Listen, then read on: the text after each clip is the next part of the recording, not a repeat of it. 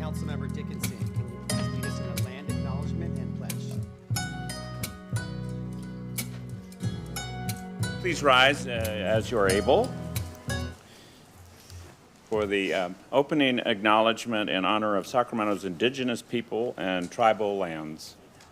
To the original people of this land, the Nisenan people, the Southern Maidu, Valley and Plains Miwok, the Patton Winton peoples, and the people of the Wilton Rancheria, Sacramento's only federally recognized tribe. May we acknowledge and honor the Native people who came before us and still walk beside us today on these ancestral lands by choosing to gather together today in the active practice of acknowledgement and appreciation for Sacramento's indigenous peoples' history, contributions, and lives.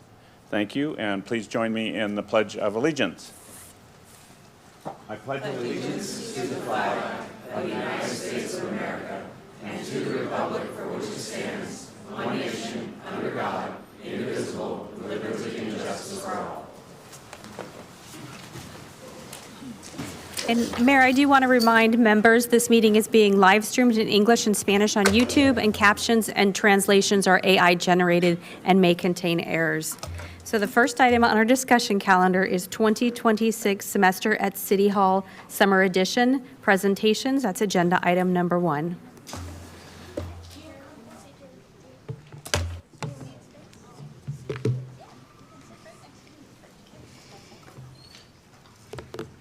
Good evening, Mayor and Council. My name is Chris Wimberly, and I'm excited to be here tonight with you all with the third graduating class of the Semester at City Hall program. But to be more precise, the Semester at City Hall Summer Edition program. You may ask, what is Semester at City Hall Summer Edition? Well, this program offers rising sophomores, juniors, and seniors interested in local government structure and politics, seeking self-discovery of leadership, and connecting with peers that share similar interests citywide. The Semester at City Hall program is highly participatory and engages youth in curriculum topics including civic engagement, activism, voting, policy, youth voice, and so much more. This summer, we invited 80 young people to take the journey with us, and tonight we are here with 49 participants to present their Project City Hall projects. We want to thank you for providing the Semester at City Hall Summer Edition program participants and our staff with the opportunity to present at tonight's City Council meeting. We ask that any questions or comments be made at the conclusion of the last presentation. City staff will also be available to answer questions at that time. We appreciate the continued support of young people as leaders today, tomorrow, and beyond. Good evening, Mayor and Council. My name is Dominique Herndon, and I serve as a program coordinator in the Civic Engagement Unit. My name is Mauro Solis Rodriguez. I am a program coordinator with the Youth Workforce Development Division. This summer, we had the privilege of working alongside our peer mentors. They were alumni from the 2025 Summer at City Hall program who returned to serve as leaders and mentors for this year's youth.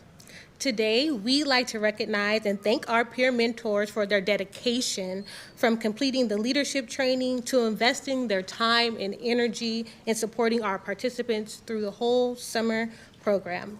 Now can we have the Sporty Oranges take the stage to begin their presentation? Start today, work tomorrow.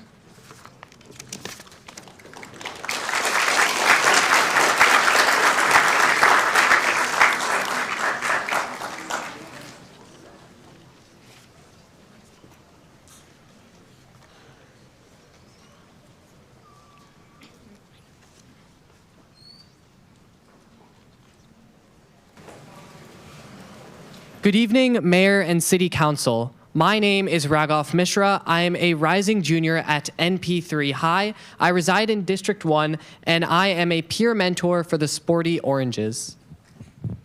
Good evening, Mayor and City Council. My name is Nafisa Mahmood. I'm a rising freshman at Sierra College, and I reside in District 1, and I'm a float peer mentor for the Sporty Oranges. Good evening, City Council. My name is Noor Khan. I am a rising junior at NP3, and I live in District 1. My name is Preetham Paul Singh Patti. I'm a rising junior at NP3 High and I reside in District 1. My name is Kenzie Rashid. I'm a rising junior at NP3 High and I reside in District 3. My name is Ariana Jaquez. I am a rising sophomore at NP3 High and I reside in District 1. My name is Jasmine Liang. I am a rising sophomore at West Campus High School and I reside in District 7. My name is Jordan Kwan. I am a rising junior at Intercom High School and I reside in District 1. My name is Kamike Oti. I'm a rising junior at MP3 High and I reside in District 1. My name is Celeste Miranda Barragan. I'm a rising sophomore at Intercom High School and I reside in District 3. My name is Sujita Balmergan. I'm a rising junior at MP3 High School and I reside in District 1. My name is Niyati Tandel. I'm a rising senior at Intercom High School and I reside in District 1. And we are the Sporty Oranges.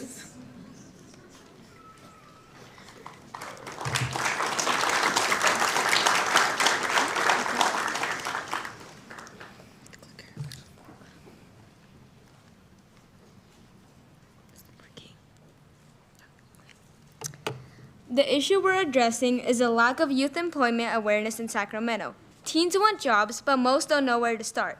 Information about job opportunities and city programs is unclear or hard to find, which makes job searching confusing. Even though the city offers strong youth programs, many teens don't know they exist. Our focus is visibility, helping teens actually find and access the opportunities already available.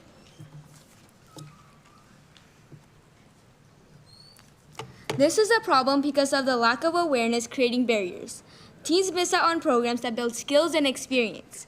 Many feel discouraged before applying because the process feels overwhelming. When opportunities aren't visible, only a small group benefits. That's why improving visibility would then give every teen a fair chance to succeed. We also learned that even when teens do try to look for jobs, they often run into barriers such as transportation, scheduling, or unclear application steps. Some teens didn't even know that the city offered youth employment programs, and others said that they felt overwhelmed or discouraged even before applying. All this shows that the issue isn't a lack of motivation, it's a lack of accessible and visible information. When we improve visibility, we make it easier for teens across Sacramento to participate, and not just the ones who already know where to look. The City of Sacramento offers many valuable youth programs to the Youth Workforce Division and the Department of Youth, Parks, and Community Enrichment. These programs, including Primetime Teen, Young Leaders of Tomorrow, Landscape and Learning, Junior Rec Aid, the North Natomas Workforce Development Program, and the WIOA Youth Program, all prepare and employ young people. They provide high-quality workforce training and valuable job experience. This leads us to our main problem. Many teens are unaware of these amazing programs given to them, and even when they are, these programs often fill up very quickly. And now we'll be passing it on to Celeste and Kamike, who will discuss the survey and data. A statistic by Be Healthy Sacramento shows that youth in our area are 1.9% less likely to be employed than that of the Californian average. This shows that action should be taken and that career counseling and guidance may be the solution. In our survey that we conducted, out of the 76 respondents, 78 found difficulty finding job opportunities, with 56 saying it's due to the lack of experience. Additionally, 73% of youth respondents in our survey would pay attention to job opportunities if it was posted by the city on social media. The most requested form of post being short videos and reels. Finally, 88% of respondents have not attended the Youth Resource and Employment Fair within Sacramento, with 80% saying they would attend if it happened more than once a year. Now, I'll pass it on to Jordan, who will be introducing our video. The next slide that will be shown is a video we made about spreading awareness on youth unemployment. This video will walk through the challenges of the process of getting a job.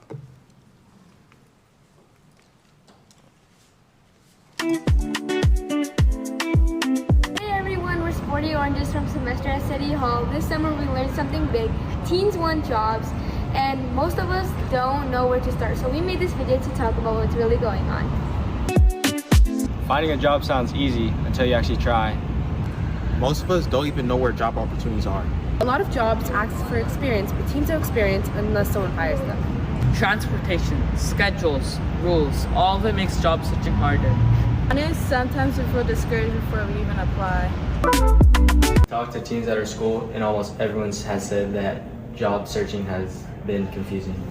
Some don't even know there are youth programs in the city.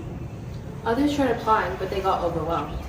A lot of teens want to work, but they just don't know where to start. Even we don't know how to. Okay, so clearly teens are struggling, but that means we need to step up. That's why we'll be making flyers and posters. If teens can't find the info, we will be putting it right in front of them. And honestly, the youth job fair is great, but one time a year isn't enough. Some of us have family, school, sports. Hosting it in the summer would help many more teens. We are not creating new programs, we're making the existing ones visible. Youth employment isn't just about getting a job, it's about building skills that shape our future. When youth seek opportunities, they're more likely to take them. And those skills, responsibility, reliability, and responsibility will stay with us forever. We're not creating new programs, we're making the existing ones visible. So what can you do to help? Support youth employment around Sacramento. Increase the job fair event each year. If we want a strong future workforce, we need to start with visibility today. We are the Sporty Oranges from Semester at City Hall Summer Edition. Thank you for listening. Now I'll be passing it to Jasmine, who will be talking about our solutions.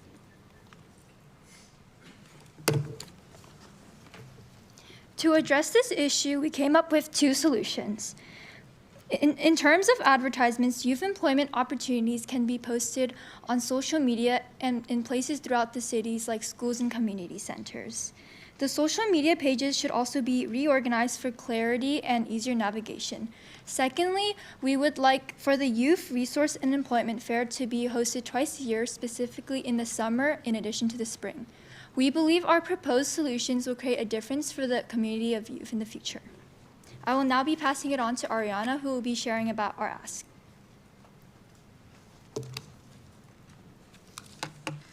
We asked for the implementation of cost-effective solutions, such as hosting another youth resource and employment fair during the summer. We want to make a change for our youth. So we ask for your help and your resources on this matter, and to make this opportunity more available for our youth. Now I'll be passing it to Suji and Jordan, who will be showing us our flyers and our logos. With the goal of raising awareness, here's a flyer we created which shows what youth workforce programs are as well as the different programs that the City of Sacramento offers. On the left is our logo, which represents our group, the Sporty Oranges. Now we'll be passing it to Kenzie and Celeste, who will be introducing our website.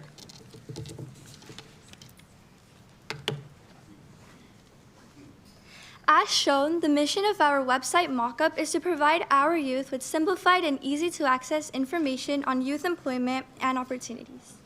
Pages on our website include where to find local youth job opportunities, how to be interview ready, how to build a resume, frequently asked questions, and why youth employment is important. Our goal is to make our website easy for teens to navigate and work through. This can become a helpful resource for them. We will now be passing it off to Pritam, who's going to introduce our website.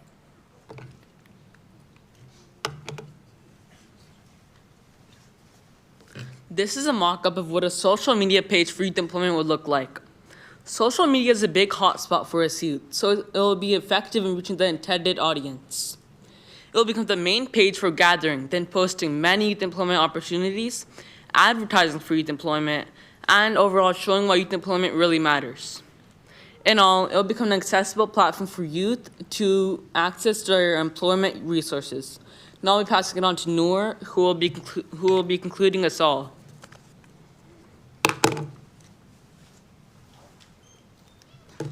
To wrap up, our research showed that the problem isn't opportunities for teens, but it's that many young people don't know these opportunities even exist in the first place.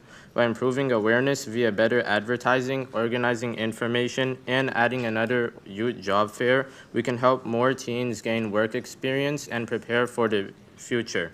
Small changes can make a big difference.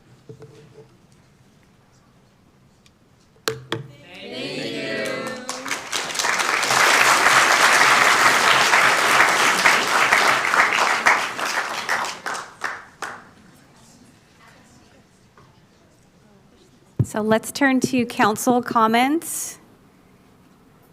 Mayor Pro Tem Guerra. Thank you very much, Madam Clerk. I just wanted to confirm, I think they were going to do the comments after all the presentations. Is that correct? How would you like to proceed, Mayor?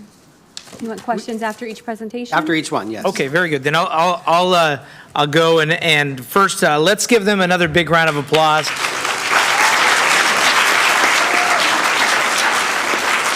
And this is one that I find specifically interested as I'm chair of the Sacramento Employment Training Agency, which is our employment training agency for not only Sacramento, the city, but our entire county.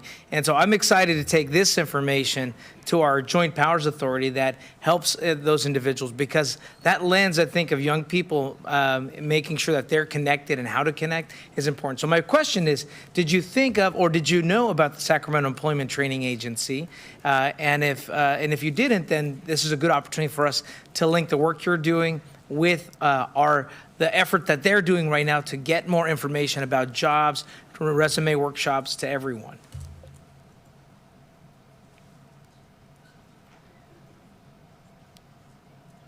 There we go. Here we go. We've got some here. So willful volunteers. So for us, I believe we weren't aware of, say it again, I'm sorry? The Sacramento Employment Training Agency. I believe we weren't aware CETA, of. Yeah. Right? I feel like it's 50-50. Exactly. Some of us are aware of it and some of us might not be. So this is great. Well, thank you, because this is a good opportunity for us to make sure that we're engaging with young people at the SETA Employment Training Agency.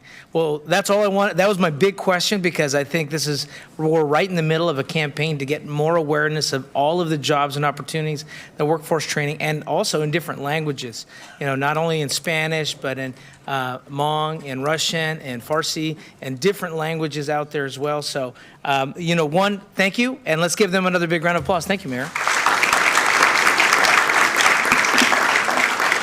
Councilmember Kaplan. Thank you. Kudos to all the work that you guys did. And I just want to follow up on what Councilmember Guerra said in regards to the website. Is it live? So it's currently not live, but it's ready to be published if needed. Well, make sure that all of us get that information when you go live. And then if you do social media, that we see the Instagram. And then following up on what Councilmember Guerra said, would love if you've got the knowledge or capability of also putting some things in Spanish or other language of where students can look, because I think that would be extremely helpful. I didn't know if that was talked about.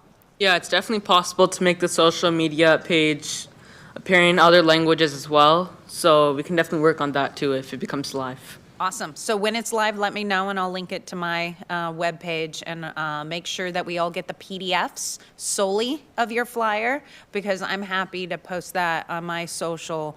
But I haven't seen in my time on council this level of looking at teen employment done before. So kudos to you guys and really good job. Thank you. Councilmember Vang. Thank you.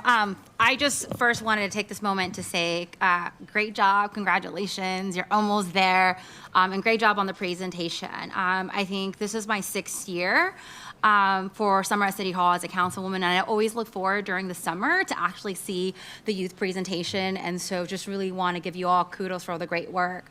And in particular, because I've been here for 6 years, I don't think youth employment has come up before, and so really appreciate you all selecting this issue. Oftentimes, conversation among adults is that there's this myth that young people just lack motivation. Right? But the truth is often that they are facing systemic barriers in terms of accessing resources for that first employment. And so I think it's really awesome hearing from our young people saying, hey, it's not the lack of motivation among young people, it's because there are these real structural barriers. And I thought it was really revealing in your survey, 76 respondents, which actually is not bad, because sometimes when government does survey, we get a really low response. So you should be really proud that you got 76 people responding to your survey. I thought it was really interesting that 40% of the respondents noted that it was transportation challenges. That was one of the main reasons why it was really hard for them to go to work or actually sign up for that job. And given that, I just wanted to share this. You may already know that we have Ride Free RT as well. So in addition to your amazing website and posting a flyer, I think it would also be good to share that young people also could utilize SAC RT as well as a means of transportation to be able to get to their employment. And so just really want to say great job, really proud of all of you, and thank you so much for selecting this topic. Last question I did have for the group is, who came up with the team name the Sporty Oranges? Yeah. As a group, we collectively did the Sporty Oranges because our link crew is the orange color, and we all do some type of like sport. So as a group, we decided the Sporty Oranges. Awesome. Thank you. Thank you so much. Yeah. Councilmember Jennings. I want to thank my colleague for asking that question, because I was trying to make sure I understood where the Sporty Oranges came in to all the great work that you did on this. I was just so impressed. Your theme, start today, work tomorrow, right? And that's an incredible theme, and that's one that every teen out there is thinking of. I want to start today and I want to work tomorrow. Or I want to start today and I want to work today, right? So that theme is just powerful because it sends a wonderful message. And then I loved your confidence. Each one of you got up to the microphone, said what it was that you were to say, and you did it with a lot of great confidence. And I loved your confidence. And so it therefore allowed me to listen to the message and hear what you had to say. Because when you got up there, that message resonated with your confidence that you gave me. So good job on that. I love the fact that you really looked at solutions. And a couple of your solutions, of course, were have the fair twice a year as opposed to maybe once a year, a website, social media, improve awareness was ultimately the end result of all of your solutions, but you came up with solutions that can solve the problems. And so I know you worked together as a team in order to come up with those solutions. I thought you did an incredible job, and I was just really, really proud of each and every one of you. So congratulations. Looking forward to maybe going to your website and finding out how I can get my next job as well. Thank you. Thank you. Great job. So another round of applause for the Sporty Oranges. Thank you. So we now move to our second group, Empowering Youth Voices for Mental Health.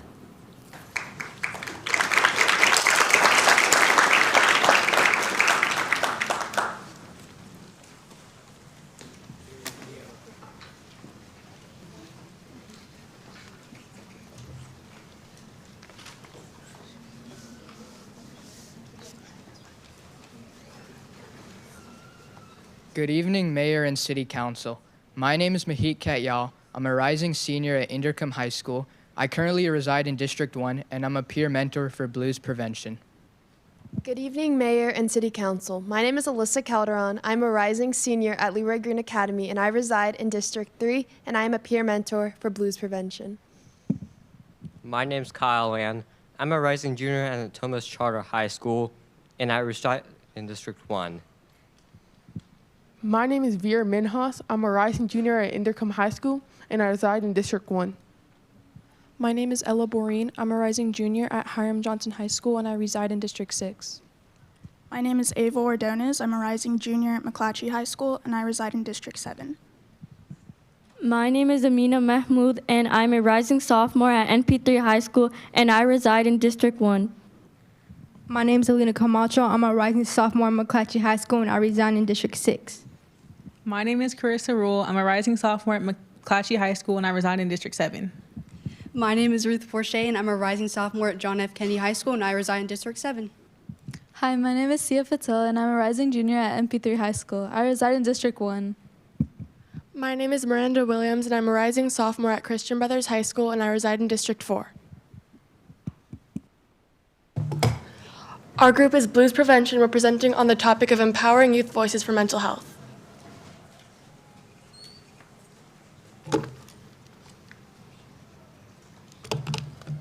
Here's our table of contents. We will first be going over the problem and the current measures in place to combat it. After that, we're going to look at the data and see what it reveals. Finally, we will talk about the solution and the resources we have to offer. Mental health can affect the way people think, feel, and make unhealthy choices. Depression and anxiety are among the most common conditions in mental health problems. Untreated mental health can increase the risk of depression, anxiety, abuse, substances, and self-harm.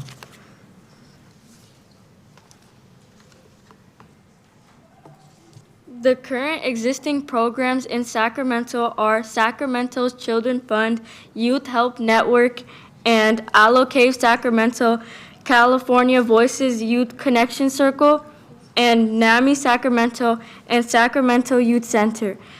These resources exist, but not many youth know about these resources, and the Blues Prevention is trying to make the youth more aware.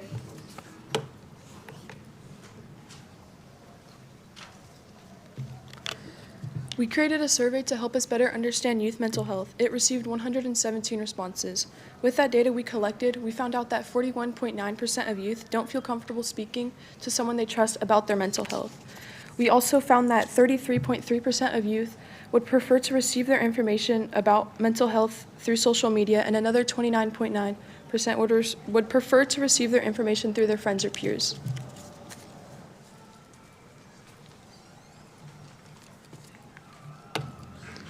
Our data also shows the three biggest contributors to teen mental health is school and academics, which is 65%, family problems, which is 43%, and friendships and relationships, which is 46%. On this slide, we will be sharing the main things we learned with our research. Our data shows us that the biggest cause of teen mental health comes from either school or academic pressure or from family issues. We also learned that most teens would rather get their information about mental health from either from social media or a friend rather than a teacher or a counselor. This shows how a majority of our youth rely on people they already know to get their information about mental health. Lastly, we discovered that 41.9% of our youth do not feel comfortable speaking out about their mental health. This highlights how it may be a struggle for our youth to speak out about how they feel. Overall, our research shows that mental health issues are a big problem than most people realize.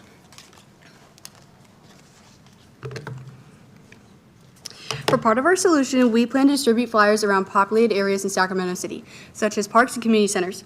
We also create an Instagram account to help spread awareness and positivity.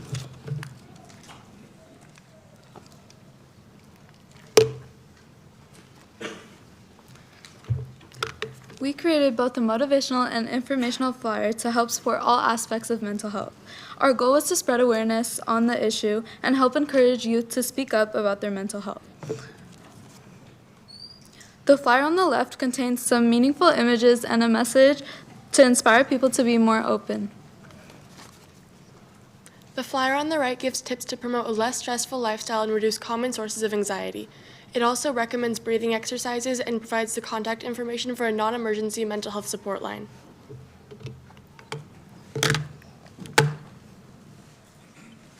We've created our Instagram page with the intention to spread information and awareness on what mental health is and resources that are available to youth. We chose Instagram because we feel like it'll be a professional platform and it's very familiar among teens. The mock Instagram would help provide resources for teens to talk about their feelings and also give them opportunities to talk to other teens instead of adults.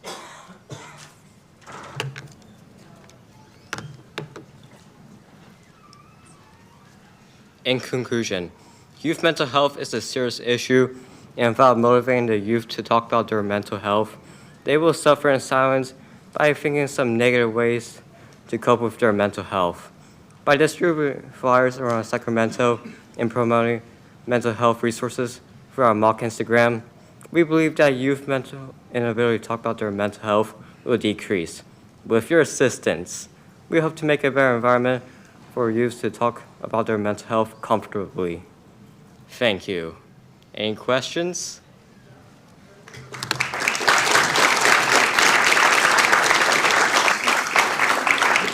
So thank you, Blues Prevention, Councilmember Kaplan. I want to say thank you. So my question is, I think for the first time, as social media is becoming more prevalent, the answer that teens would love or prefer to sometimes get their help through social media, how do you think that would work, or how could we do that the right way? What conversation happened around that?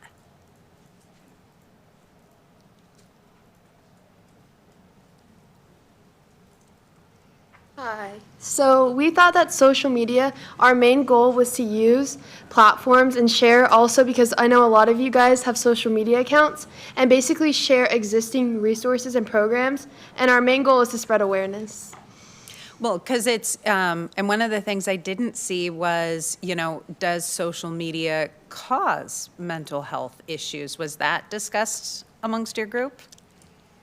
Yeah, we were discussing it, and our goal is to offer basically a safe space where they do feel comfortable, because we do recognize that social media is a contributing factor to teens' mental health, but our goal is to create a safe space that offers resources to combat that.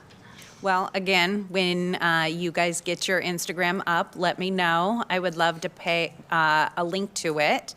But here's my challenge to each one of you. You're still in school, and a trusted source is your counselors. I hope that when school starts, each one of you will bring this idea to your counselors and see how you can implement it in your schools so that you can better address concerns with mental health. So I think you guys started something that can spread beyond this room if each one of you goes to a counselor in your school. But great job. Really appreciate it.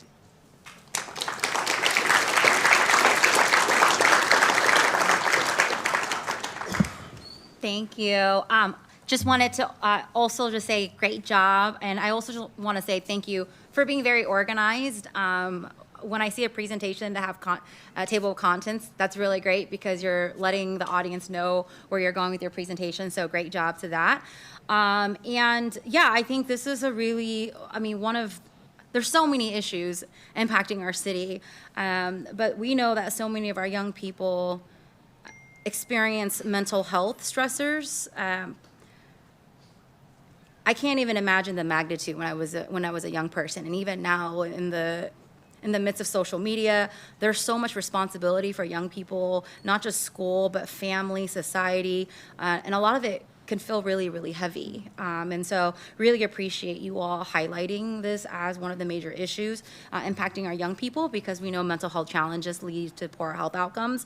And I just want to say great job on the flyers and talking about mental health, because I think the first step is normalizing safe spaces to talk about mental health. Encouraging healthy conversation at home, in schools, and our communities is how we can destigmatize mental health among young people. And so just really wanted to say good job. I think one question I had, which is very similar to Councilwoman Kaplan as well, is, and maybe you've already thought about this, is also there are so many content creators out there as well that has a lot of followers, and trying to figure out who are the content creators out there that has lots of youth followers that could also utilize their platform and their influence to spread that information. So if there's a content creator in Sacramento that reaches out to a lot of young people, it might also be good to have them share your information as well, because we know a lot of young folks, as you all know, because young people tell me that they're all on social media. And so I think utilizing content creators might be something I think would be really powerful for the group just moving forward for all of the topics, because that's where a lot of the information is shared as well. But just great job. And yeah, you should all be really, really proud. So great job. Councilmember Maple. All right, thank you, Madam Clerk. Excellent job. I think I really appreciate the focus on youth mental health. It's something that in the years that I've been here, I've seen an increase in this being a topic for summer at City Hall. So obviously this is a topic that's important to the youth in our community, and it has become an increasing problem. So I really appreciate that you've focused in on it. And I think one of the themes that we hear often is this desire to get information, whether it be for mental health or the previous presentation, to get information through social media, as Councilmember Kaplan said. So I'm curious, I think all of us on here have our social media accounts that we share information about things that are going on in our districts or different programs at the city. But just because we have them doesn't mean that we're using them the most effective way that we can. from your perspective as young people, what are some ways that we can improve the way that we provide information on our social media?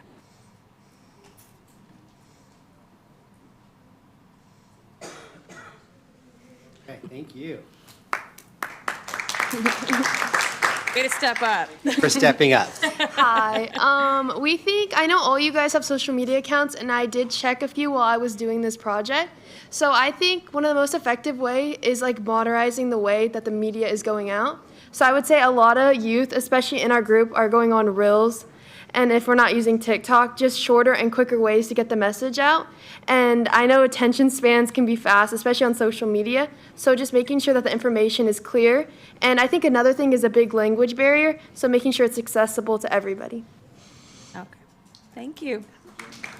Excellent job.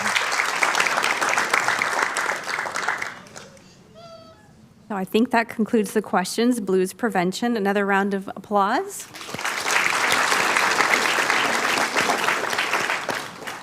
Thank you. Our third group is Been There, Done That.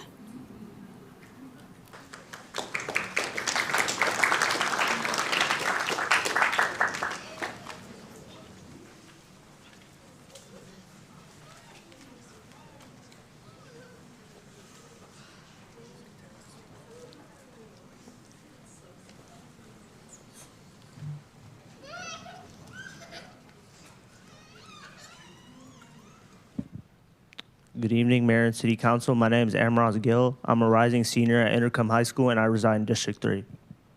My name is Kat Nguyen. I am a rising junior at the School of Engineering and Sciences, and I currently reside in District 7. And we are the peer mentors for Project Noir. My name is Karunya Lakiti. I'm a rising junior at NP3 High School, and I live in District 3. My name is Henry Riphagen. I'm a rising sophomore at Natomas Charter High School, and I reside in District 3. My name is Rohan Rakar. I'm a rising junior at NP3 High School, and I currently reside in District 1. My name is Mohammed Badis Chateau, and I'm a rising junior at Intercom High School, and I reside in District 1. My name is Atamrat Korash. I'm rising junior in Rosemont High School. I live in District 6. My name is Shreya Banerjee. I'm a rising sophomore at Intercom High School, and I reside in District 1. My name's Miriam Shahid. I'm a rising sophomore at NP3 High School, and I currently reside in District 1. My name is Teja Shiranga. I'm a rising sophomore in NP3 High School, currently residing in District 3. My name is Amy Liang. I'm a rising junior at the School of Engineering and Sciences, and I reside in District 8. My name is Olivia Rubiano, and I'm a rising sophomore at NP3 High School. I currently reside in District 1. Our presentation name is Been There, Do That, and our topic is the littering crisis in Sacramento. These pictures are taken by us, members of Project Noir across Sacramento from Districts 1, 3, 7, and 8.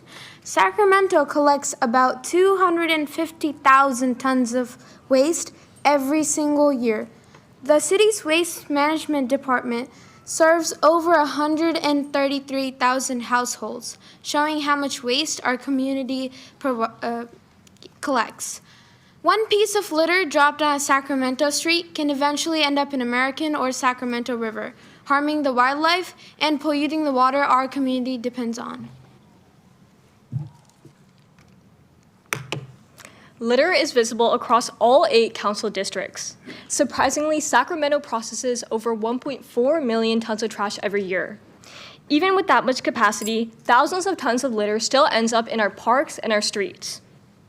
It's gotten bad enough that CBS News ranks Sacramento the second dirtiest city in America. And locally, the city received over 34,000 sanitation complaints in 2023 alone. This hurts Sacramento's reputation, and it's our youth who feel it firsthand because we see it in our communities. And that's why we want to be the ones to advocate for change.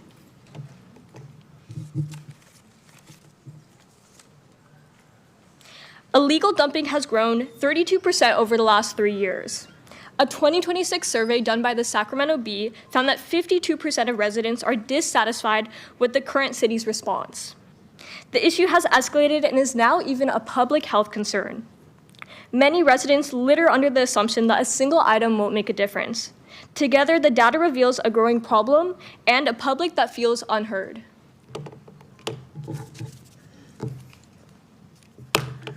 We created a survey to gather Sacramento residents' perspectives on the rising problem of littering. We gathered 127 responses, 77% of responses being Sacramento youth.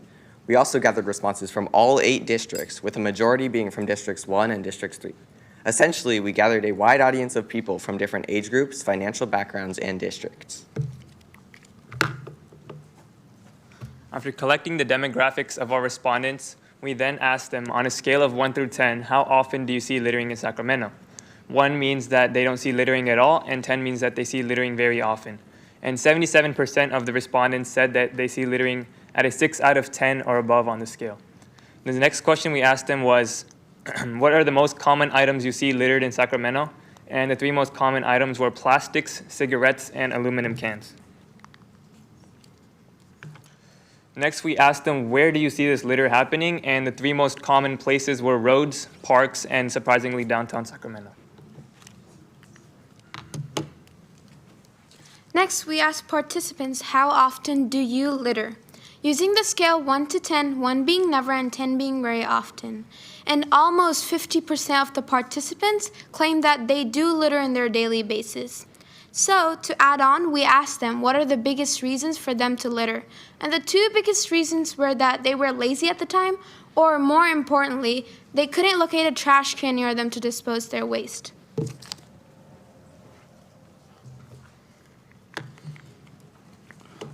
In our survey, we asked youth about what Sacramento is doing to combat littering. 1 knows nothing, 10 is very knowledgeable, 59% of respondents picked a 2 or lower, meaning they don't know what Sacramento is doing about littering. Afterwards, we asked, do you know about the 311 program? The 81% of respondents said no.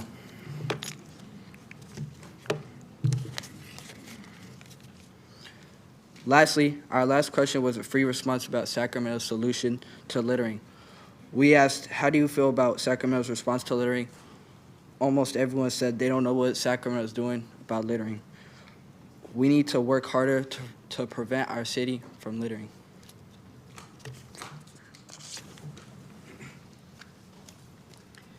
We came up with a potential solution to mitigate the effects of littering in Sacramento. We'll first spread awareness about littering with a billboard and a flyer, as well as a PSA video.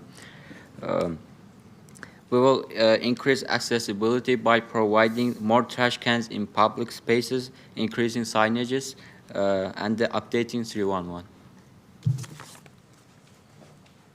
On the next slide, we created a PSA video to address Sacramento's littering problem. Please enjoy. Even understand today's math lesson? I stopped paying attention after the first 10 minutes. Same, I'm just hoping tomorrow gets canceled somehow. It's just 1 wrapper. Yeah, it's gonna notice. Everyone does.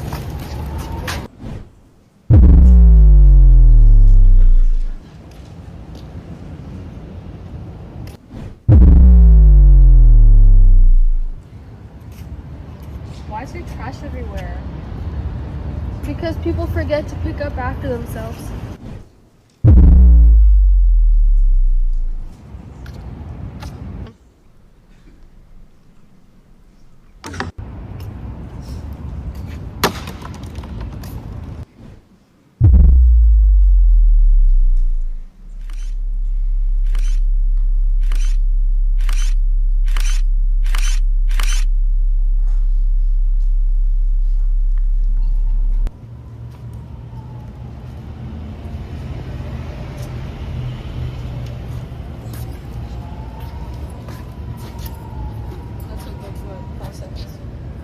Can make a difference.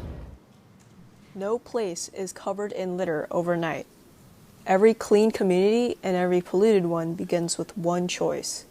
Choose to keep Sacramento clean.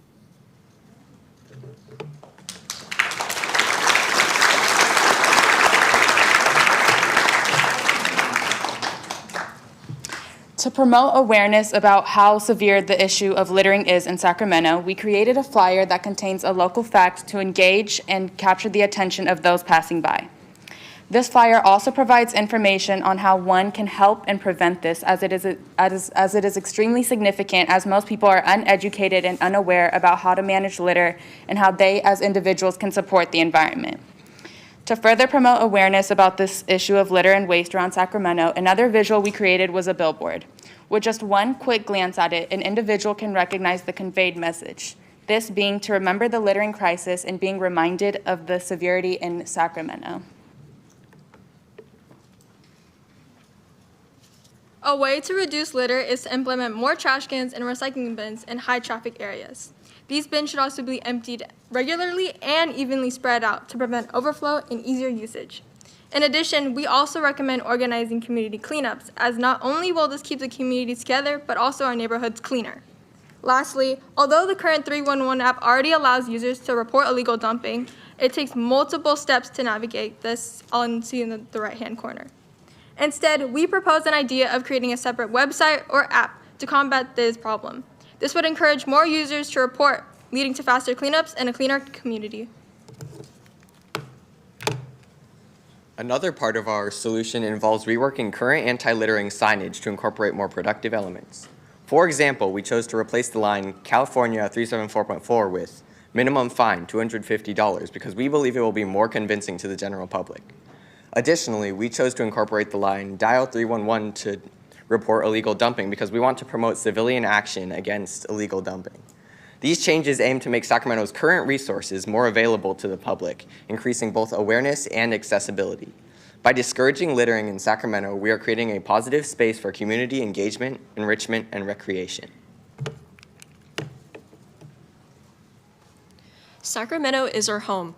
Preventing littering matters because it means cleaning up the clutter on our streets, decreasing health risks, and preserving a healthy environment for our residents and our future generations. As the youth of Sacramento, we are concerned about the amount of trash in our streets, but together we can make a difference. By raising awareness and increasing access to public trash cans, we can build a cleaner city. We hope Sacramento City Council will partner with Project Noir to help turn these ideas into action and build a healthier Sacramento for everyone. Because every piece counts. Thank you.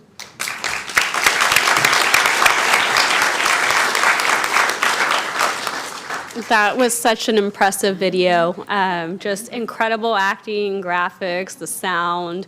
You were all magicians at that video. So I think, city manager, I think we should hand it over to 311 and our Solid Works, Public Works Department to see if they can share, because that was good. So congratulations and really good work on a great topic. That's important to keeping Sacramento clean and keeping our waterways clean. Like you said, it goes somewhere and we can all make a big difference. So first we have Councilmember Kaplan. Thank you, Vice Mayor. A couple of you are part of my District 1 youth, and I know a couple more live in District 1, but if you live in Natomas, my pledge is let's get a one youth cleanup, and you can invite all of your fellow Project Noir members, and let's find a park or two, because I do this every year, but I would love a one youth led. So I know who you guys are, so I'll have Gio follow up and let's get something scheduled of a park that we can clean. How's that sound? Thank you. And honestly, I want that video. Do we get links of these videos? Because I want to post that video, and I echo what the Vice Mayor says. I think Public Works does some good videos, but you might rival it. Thank you. Councilmember Vang. Thank you, Vice Mayor. Great job. I think one of the most fundamental responsibility of a city government is to keep our neighborhoods clean and safe and welcoming. And this is probably one of the top issues that we hear from all of our districts. And so great job on selecting the topic. And something I just want to share with all of you that was in the queue is that District 2, District 5, District 6, and District 8, we actually have a council proposal to address and to call out for a gap analysis on what we could be doing to actually address illegal dumping in the city of Sacramento.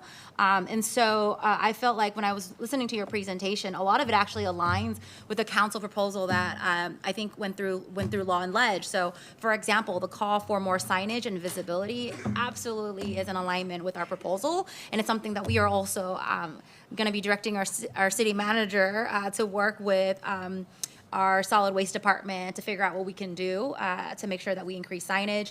I know that this year, every year I do a Heart and Hustle scholarship, and every year we have a different prompt, and this year was actually about illegal dumping. And one of the main things that came from the Heart and Hustle scholarship around illegal dumping that I heard from young people is that there is a shared responsibility among the entire community. And so what I loved about the PSA is that it is in utmost alignment with that. Yes, we have 311, let's report it. If you see something, say something. But it also starts with, if you see something like picking up the garbage, right? And that it's a shared responsibility. And so I thought a really great job on the presentation. Also, again, to all of the groups, love it that you had over 100 plus response on your survey.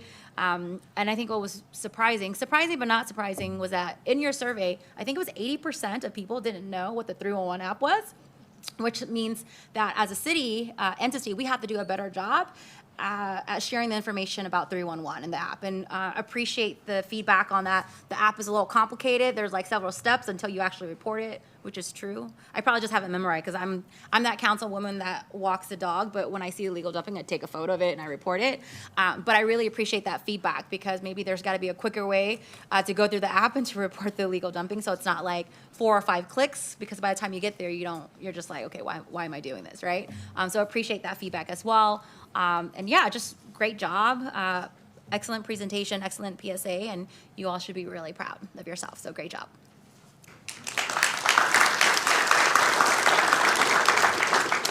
And then Councilmember Dickinson. Thanks, Vice Mayor. Well, all the presentations have been terrific, but this one I was especially interested in when I saw what you all were focusing on, and a little bit because of what Councilmember Vang mentioned, that 3 of us, including the District 2, have initiated an effort to focus more of what we're doing on addressing illegal dumping in the city. And as I think, as you have aptly pointed out, one piece of litter doesn't stay singular, does it? It grows unless it's addressed. But I think we can take a good bit of the work you've done and incorporate that into the message we're trying to communicate to the residents of the city, because actually this really starts with all of us. It starts, like so many things, it starts with prevention, with not taking the first step, with not littering in the first place, with being with a friend who's going to drop that plastic water bottle or that wrapper from the burger on the street and saying, "Don't do that. There's a garbage can right over there. Save it for that." You know, I'm struck by the fact that in many ways, recycling, what we do in recycling today, began because of young people saying to their elders, their parents and other adults, "Hey, don't throw that away when you can recycle it." That was really a movement in many ways, driven by young, educating older people about what they can and should be doing. I think this is so ripe for the same kind of approach. If you all and your contemporaries are saying to each other and to older people, "Don't throw that stuff over there, put it in the can," then we can I think make this a much cleaner city and a much better world. So thank you very much for all you've done and brought to us tonight. One more round of applause for the group. Good job, thank you. Thank you, Project Noir.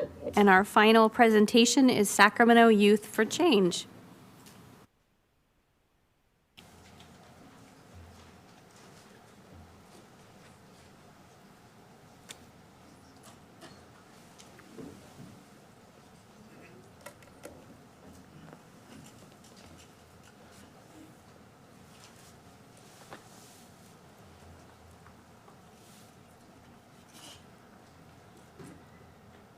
Good evening.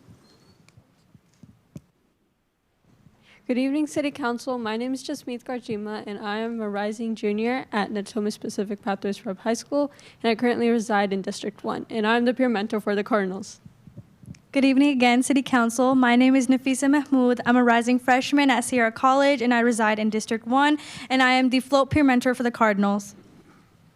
My name is Jashrad Singh Banway. I'm a rising junior at NP3 High School, and I reside in District 3. My name is Malik Ali. I'm a rising sophomore at Intercom High School, and I currently reside in District 3. My name is Aaron Muther. I'm a rising senior at West Campus High School, and I currently reside in District 6. My name is Jermaine Lester. I am a rising sophomore, and I attend John F. Kennedy High School, and I currently reside in District 8. My name is Ahad Ali. I'm a rising junior at MP3 High School, and I reside in District 1. My name is Amari Hawarne. I'm a rising sophomore at NP3 High School, and I reside in District 3. My name is Arn Gandagari. I'm a rising sophomore at Miraloma High School, and I reside in District 1. My name is Nuria Mohammed. I am a rising junior at MP3 High School, and I reside in District 3. My name is Jimena Viles. I am a rising senior at Intercom High School, and I currently reside in District 1. My name is Genesis Valencia. I am a rising sophomore at Grant Union High School, and I currently reside in District 2. My name is Mahi Modi. I'm a rising sophomore at MP3 High School, and I reside in District 1. My name is Harney Claire. I'm currently a rising senior at Granite Bay High School, and I currently reside in District 1. Hello, Mayor and City Council. Our group, the Cardinals, has spent a month researching and compiling info on the issue of youth violence and its link to poor mental health. Today, it culminates in this presentation where we will share what we found and what we propose to cut the problem at its root. Throughout this presentation, you'll learn about SAC Youth for Change, our project dedicated to spreading awareness for the programs funded by Measure L, as well as bringing back the Youth Voice Survey. To start off our presentation, we will describe the problem in further detail and speak on what our suggested solution is. As we move further in, we will discuss awareness on the things that have already been put in place, present statistics obtained from our own survey, and finally show our PSA video and promotional material. Now I'll pass it on to Jermaine.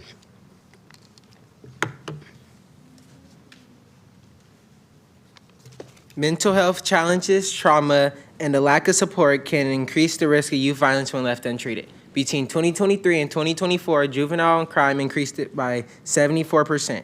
And from 2020 to 2022, 26 people aged 0 to 24 lost their life to violence. These numbers show why we need to invest in mental health support and early intervention. This is a citywide issue, and we need to support all neighborhoods affected by poverty so our youth have the access to support what they need. And I'll be passing it on to Mahi. Adding on to that, the city already funds a handful of youth programs and mental health, but actually accessing these programs can be the issue from a youth perspective. When these programs exist, barriers such as youth violence, barriers such as transportation, limited availability, and complicated instructions can prevent youth from getting the help they deserve. When youth aren't connected with available support, the gap between these resources and youth grows, which over time increases the risk for youth violence in our community, which is what we are trying to prevent. Now I'll be passing it on to Jimena and Amari to hear about Measure L funding.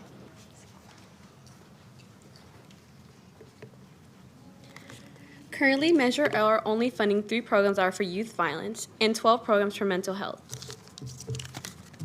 But the youth that we survey do not know that these programs are being funded. Measure L is supposed to fund youth programming, but a youth like myself had a hard time navigating through the website. When trying to find information on the website, I noticed that it was not accessible and easy as it should be, especially when it comes to youth wanting to find these specific programs. Additionally, Measure L funded a total of $17,924,460, which is a large amount of money. However, most of the youth that we surveyed weren't aware that the city was funding these programs. This is why SAC Youth for Change has created 2 solutions, and now Genesis will go more in depth about these solutions.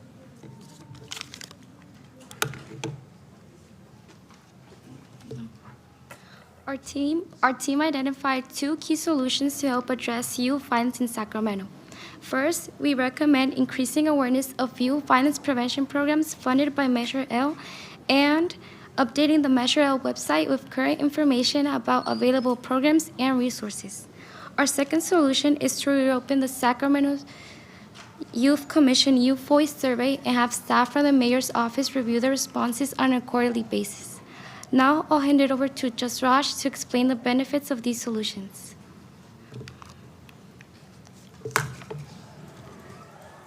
So what do these solutions actually deliver? 3 things. First, our youth gain awareness of existing programs that can generally help them out, such as the programs funded by Measure L. Second, they go from being isolated to go to genuinely feeling supported and heard. And lastly, we bridge the gap between city leaders and the youth, building real lasting civic engagement. And I'll be passing it on to Nuria and Aryan.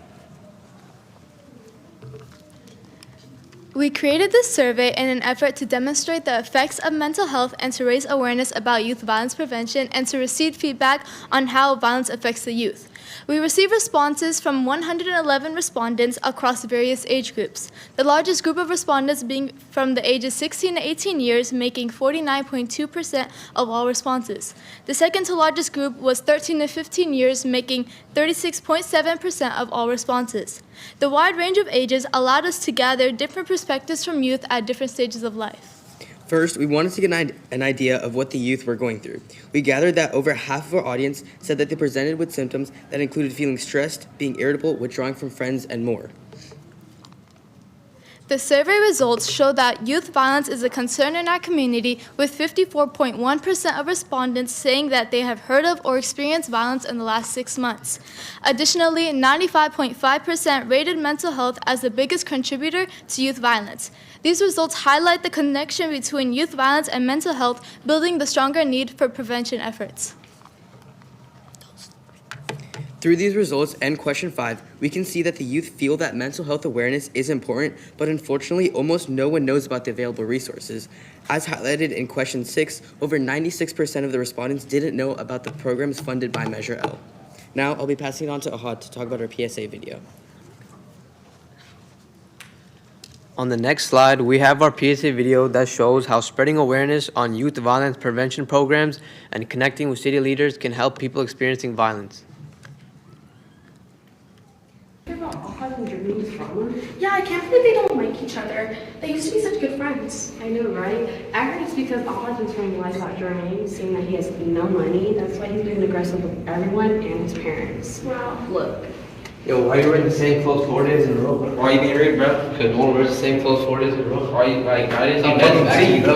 Yo, move, bro. Mark, like. Hey guys, break up. Principal's office now. Alright, man. This is the 5th time in a row. When will you guys ever stop? He started with me. Stop talking. You guys are suspended for a whole week. Get out! Get out of my office. Bro, you're the reason you got suspended, bro. Again? I'm telling you guys, this isn't the way. I agree. You guys should try what helped us. We used to hate each other, but now we became the best of friends. And what helped you guys? It was the programs for youth violence that Measure L funds. I found out about it from SAC Youth for Change. You should check that out. That's not all, but you can address any issues that you have to the City Council as well. If you go to the Youth Voice Survey on the City of Sacramento website, then you could voice your concerns to the City Council. All right. Thank you. I was gonna help them, thank you. Still got suspended. Maybe I should check out a youth violence prevention program. Now that I signed up for youth violence prevention program, I should probably ask City Council to have free community clothes closets around the city. Thank you for change.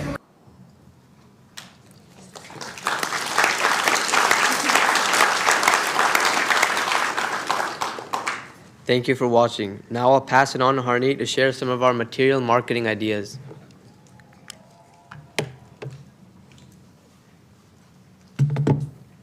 To further advertise the PSA video and our initiative, we have created proposed versions of the flyer, stickers, buttons, and logo. Marketing materials connect to the main objective of spreading awareness of Measure L and different programs that are not well known and therefore are less accessible.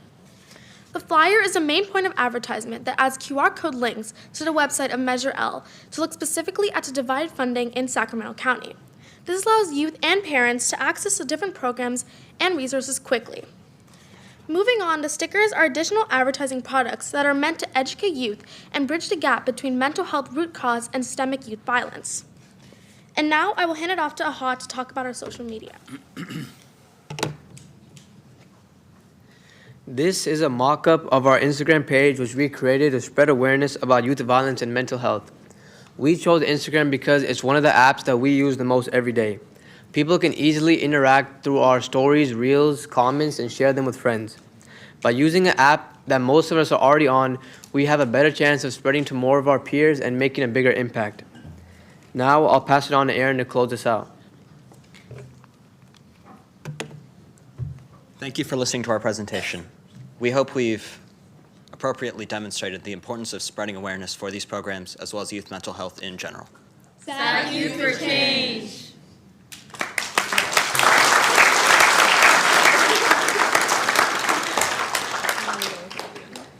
Great job, Cardinals. Do we have council member comments? Looks like Councilmember Vang. Thank you. I just wanted to thank the last group. Great job on the presentation. Something I often share, and I love your group title, Sacramento Youth for Change, is that young people will have to inherit a world that they didn't create, right? And oftentimes, it is up to young folks to really shape the future. And really appreciate you all centering this topic in particular, because we do know that youth violence have actually uptick in our city. And I also appreciate you all centering Measure L. And I've been taking notes as well that Measure L funding is set aside for young people impacted by poverty, violence, and trauma. But the program can only be successful if we're making sure that young people who are impacted by poverty, violence, and trauma can actually access those services, right? And really appreciate you all sharing that. And I was just looking on the website, just Google City of Sacramento Youth Programming, and saw under Measure L that the page is really meant for nonprofits to apply for funding for Measure L, but we should also be more intentional about maybe listing nonprofits funded by Measure L for young people to access those resources too. And so really appreciate you highlighting that, and I think that's a direction I'm going to be providing the city managers to follow up with their YPC department on that. The other piece I haven't seen yet, it's probably because we're in year 1 or year 2 in implementation of Measure L. We did this for Measure U, but we haven't done this for Measure L, and so I'm just going to look at the city manager. I know that there are youth programming by the City of Sacramento that's funded by Measure L, and then there are also nonprofits that gets dollar for Measure L and do programming as well. I think it'd be important to make sure, just like I remember a few years ago when there were services at the Pinnell Center, it would say funded by Measure U. I think we need to make sure that like dollars that are funded by Measure L is notated. So just wanted to flag that. I think as I was listening to the youth presentation, I think that's really important because those are taxpayer dollars.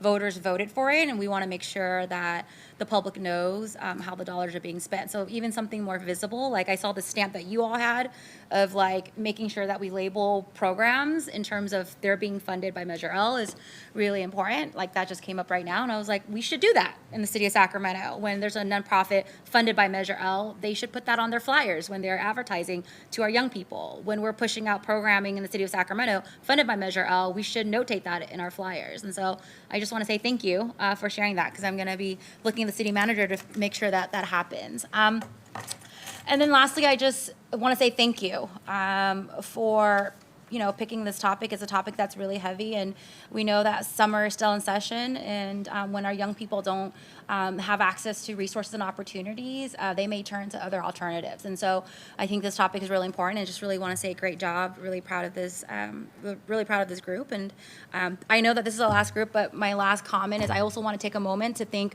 the peer mentors as well, because I know that you were all part of Summer at City Hall, and you came back to work with your peers. So thank you so much for coming back, and also to Chris and the entire staff at YPC for their incredible work. I know there's a lot of heart and hustle that happens behind the scene to keep this program going, and so really just want to take this moment to center city staff as well. I know usually also we have educators, teachers that's part of Summer at City Hall, so want to thank the educators as well. But great job overall, and want to thank city staff and the team for all their hard work to make this program possible. So great job.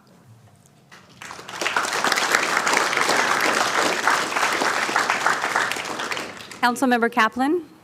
Thank you. I just want to ditto what Councilmember Vang said, and then also City Manager. I think it's something we need to talk about, because what I keep hearing consistently from our youth is they can't navigate and they can't find it. So it could also be something that we as adults look at and go, oh, we're good. But we also have a Sacramento Youth Commission. Are they looking, and is the website navigable from the youth perspective? Because if we have this information and the youth are saying they don't understand it or they can't find it, how can we look at it and make our website more user-friendly? But I'll also echo the funded by Measure U, funded by Measure L for the nonprofits that we do, and even so much on Measure L that we have a link of when it says funded by, so that you guys can click on it and then you actually see the program, which makes it easier for what we can do. And I know there are plenty of smart people that can help. Don't ever make me do technology, but smarter than I that can figure that out. But I think that's something I consistently hear amongst all of the groups, is that how can we make things more easy to navigate and understand and find the services that you guys are looking for. So great job in what you guys are doing. And also don't forget, when you go back to school, work with your school counselors on a lot of this, because they may have that information as well, that then you can help them. How do we get it out to your peers as a different way to make sure we can address youth violence? But job well done.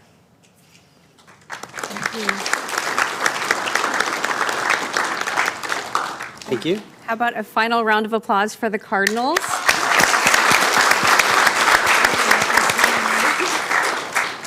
And then while city staff comes up, I want to remind members of the audience, the City of Sacramento has a YouTube channel. So I saw a couple parents trying to take videos. Please check out our YouTube channel and share it wide and far. So staff, do we have final comments? I do have one speaker in the audience, Hassan Badran. Is Hassan here? I don't see Hassan, so I have no public comment on this item, Mayor. Okay, thank you. So receive no action, right? Correct. Okay, thank you. So thank you to city staff. I know that's a lot of work, and to the students that did a great job. So, okay. Thank you.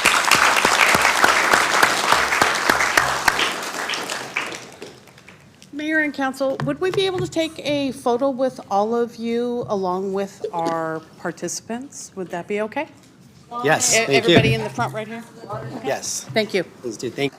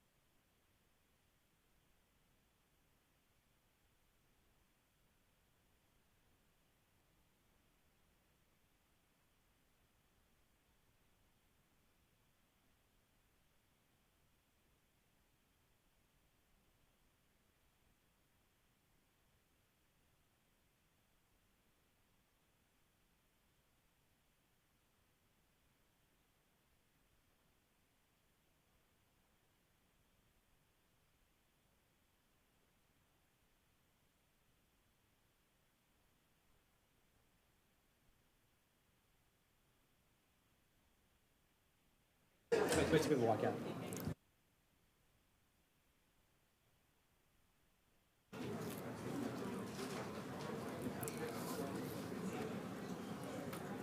So, Mayor, we now move on to the second item on our agenda. I want to remind members of the audience, if you wish to speak or submit comments, please fill out the online form. There's a QR code at the back of the room and handouts in the front. Members of the City Clerk's office are also available in the lobby to assist. You'll have 2 minutes to address the council, may speak on up to 4 items, and the timer is displayed on the screen behind me. This meeting is being live streamed in English and Spanish on YouTube. Captions or translations are AI generated and may contain errors. So that everyone has the opportunity to address the council, members of the public are asked to observe the rules of decorum. Council rules of procedure outline decorum expected in the chambers and can be found on our website, and the copies in the back of the room. For instance, for use of swear words, yelling from the audience, physically threatening conduct, and displays of disrespect are discouraged. The presiding officer will request that a person cease disruptive conduct, and if not immediately stopped, the presiding officer will direct the person to leave the meeting. Item number 2 on our agenda is resolution of intention to establish the Innovation Park Enhanced Infrastructure Financing District, establishing a public financing authority, and authorizing other actions. Thank you.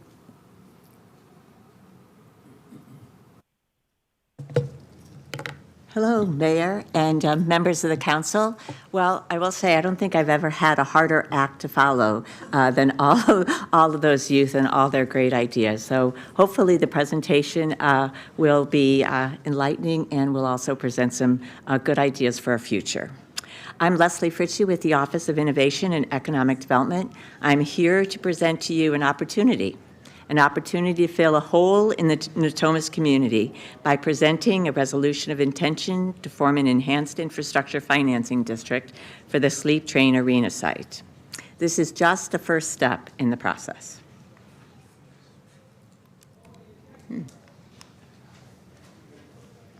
This is not, for some reason, it is not advancing.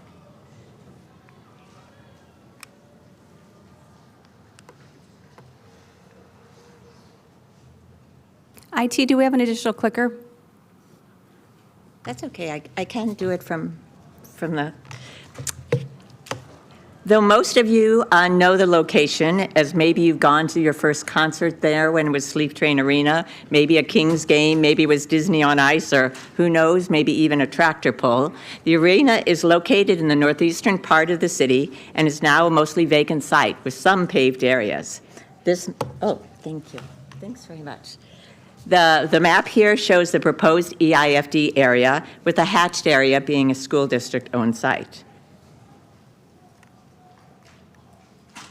The arena was put into service in 1988 and functioned till 2017 when the new arena was built downtown. It was looked at as a potential EIFD when the EIFD tool was first introduced.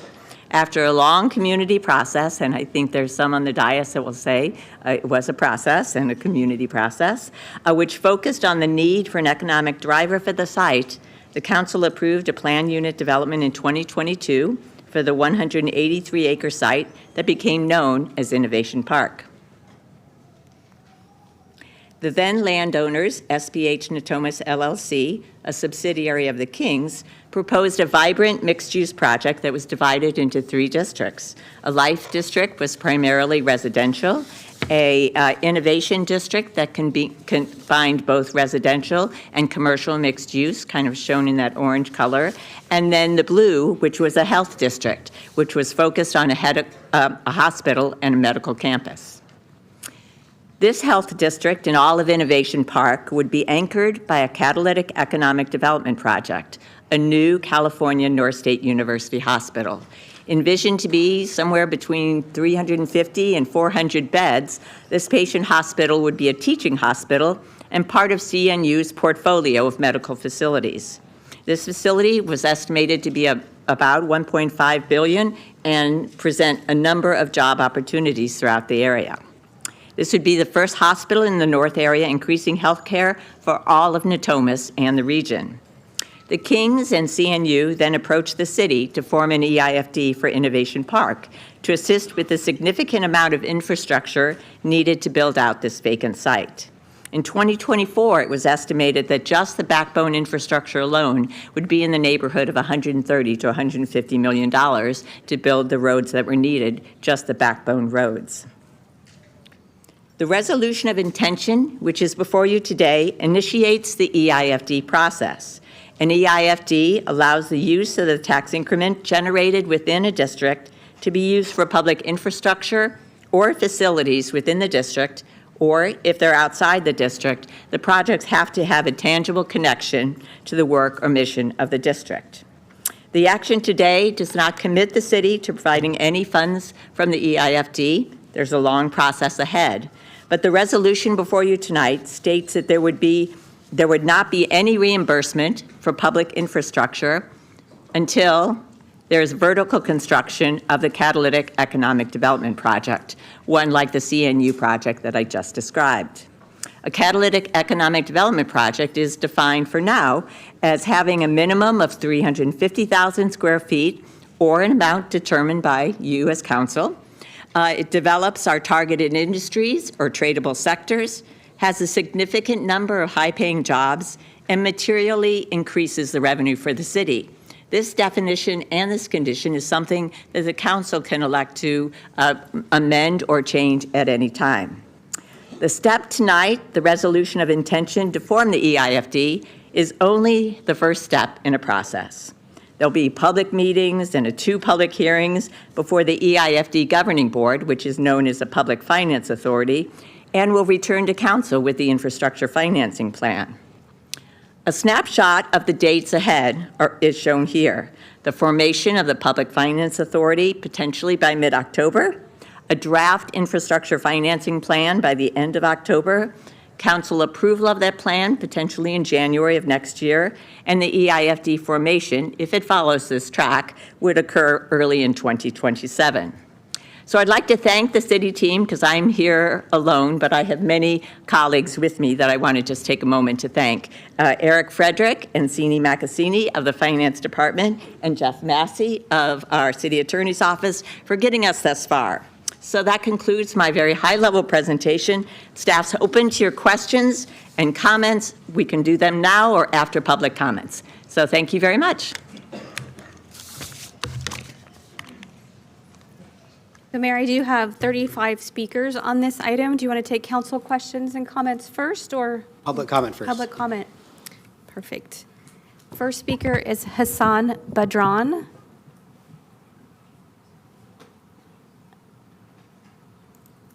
I don't see Hassan. Jeff Dorso, then Kevin Fiera, then Doyle Radford. Is Jeff here?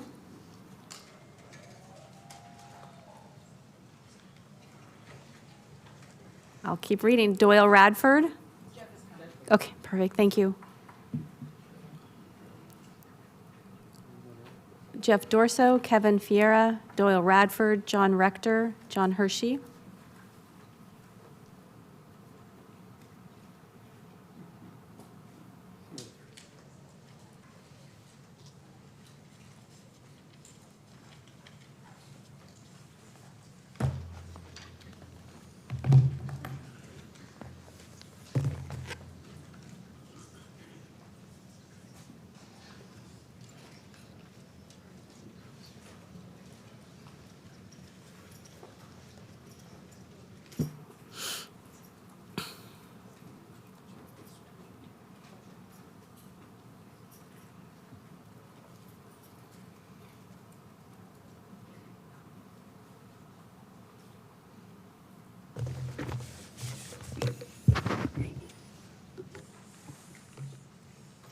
Please proceed. Good evening, Mayor, City Council members. Thank you for the time. This has been a long process, as was shared by staff and Leslie Fritchie. We've been here for 13 years to get to this point, to get to today. And this is one of the key fundamental questions that has been facing Natomas and the city. It's the largest redevelopment project currently in the city that's ready to go forward. And 2 years ago, we passed a term sheet, as staff mentioned, with a lot of great leadership from people in this room, and I would be remiss not to recognize Councilmember Kaplan and Vice Mayor Talamantes for their leadership and assistance over the years to get us to this point. This is really something that's transformational for the community. So the staff report mentioned that the release of funds is limited to vertical construction of an EIFD project. That will effectively stop development on the project. It will stop the investment of approximately $150 million of backbone infrastructure in the site, and will effectively stop the CNU project and the jobs that we have planned for that, high-quality construction jobs. With that, I'd like to also recognize the building trades. A lot of the members are here. These are people who are going to be working on this project and the CNU project if we move forward. But again, with the language that's been provided, it's going to kill the project. So I don't think that's anyone's intent. And everyone in this room, I think, has been working hard to amend the language and come up with something that achieves the results. So again, with input and hard work from council members, the mayor, everyone here, we took that input and. Thank you for your comments. Your time is complete. Our next speaker is Kevin, then Doyle.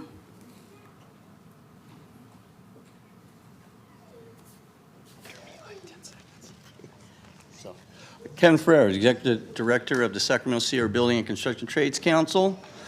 Who we are is we're an organization of 21 unions representing 30 apprenticeship programs. And what we do is we put people to work. It's the best thing that we do, better than anything else, anybody else. We are here to support the IFD as proposed by the Sacramento Kings that highlights CNU as the catalyst project that will jumpstart the Innovation Park development. We believe that the CNU Hospital is the only project that will be the jump starter for Innovation Park. And for us, anything outside of that, we will be highly opposed to. As I follow up with what Jeff was just saying about the city's proposal, it will kill the project. It will kill thousands of jobs for construction workers and then the permanent jobs in the medical facilities. Now, we have been good partners with the city and putting people to work. And I would like to continue that and partner with the city, but there is not another project that's coming around here for the city to replace those lost jobs if this goes the wrong way. We ask for your support to do the right thing, put people to work. That's what people are asking for. And so with that, thank you so much. Next speaker is Doyle Radford, then John Rector. All right. Good evening, Mayor McCarty, respected council. I echo what my colleague says. I'm Doyle Radford, business manager and elected leader of Construction Labor's Local 185. We're roughly 6,000 members strong, actually north of that number. We're growing. And we're growing because we've been proudly building this community since 1929. When that development happened, and we did this wild thing, we brought the Kings to town, that changed that area, and it grew that area, and it was an anchor. The Kings were great, and we all grew and thrived because of it. Like my colleague Kevin says, we're proud of this building trades, but we don't see another project that anchors the community like the CNU Hospital does, and we're in agreement with the Kings. We need to build a catalyst project that just does just that. It grows the community. We're going to proudly build whatever you put there, but there is no other project that will make this community thrive, that will generate those type of jobs where I can send my kids off to school and they'll come back there and they'll work good jobs that'll support this community and rise it up. And while we're building it, I'll go on extra. So we're going to build that with local members, and there is no project that puts more local members to work that we see in the future than that project, the CNU Hospital. And the EIFD, that Infrastructure Financing District, is a crucial component. So we need to do that, and our members will gladly put in that infrastructure. but to support the hospital as is. And once we start building it, I'd open up our doors and hopefully we get some of those sporting oranges as they come back. And they want to help us build this community. So that's all we have to say, and we're going to build it, but we want to see that plan as presented by our friend, Mr. Dorsey. Next speaker is John Rector, then John Hershey, then Todd Chavo. John Rector. Hey, good evening, Mayor, council members. John Rector with Operating Engineers Local 3, representing about 4,500 members in the region. We definitely want to see the EIFD as proposed by the Kings moving forward. We want to see the Innovation Park actually become something. It's been sitting vacant and dormant for too long. We have a lot of local members that are looking for good local work. If you're not aware, the economy is slowing, interest rates are high, gas is high, it's affecting the cost of construction. Developers aren't putting a lot of money into our community right now, and this project is crucial. We need those jobs, we need those opportunities, and I'd like to yield the rest of my time back to Jeff. Thank you. We can't yield time back to another speaker. You've already spoken. Next speaker is John Hershey, then Todd Chavo. All right, evening, council members and mayor. My name is John Hershey, and I'm here on behalf of UA Local 447 Plumbers and Pipe Fitters, which is affiliated with the Sacramento Sierras Building and Construction Trades Council. You know, we have a saying with the Plumbers Union that we protect the health of the nation, and to that point, I want to talk, you know, a little bit about, you know, we all went through COVID, right? How there was a shortage of beds, there was makeshift, temporary bed facilities being built all over the place. And even though we've learned to live with COVID at this point, it's become less of an emergency, there's nonetheless still remaining lurking, you know, issues that could be coming about. Like we've had the scare with hantavirus or with cyclopsoriasis popping up now. And we're also in a situation where the federal government is deregulating, killing these regulatory agencies that do the prevention needed. And so it just makes the actual infrastructure necessary to help deal with these issues more important. Aside from the doom and gloom, you know, we are in support of the creation of an EIFD that brings a teaching hospital to the North area because it not only fills a gap, but also is a massive economic driver. It only makes sense that this EIFD happens as such because the Health Resources and Services Administration also shows that California alone is short 37,000 healthcare professionals. And so with this EIFD, with the CNU hospital, and our members, we can help to fix this. And with that, we hope you to take that into consideration. Thank you. Next speaker is Todd Chavo, then Lynn Lindsay. Good evening, respected council and mayor. My name is Todd Schiavo. I am the business manager of UA 447 Plumbers and Pipe Fitters and also the president of the building trades. At this time, I would like to ask all the affiliates of the building trades in the crowd to please stand up.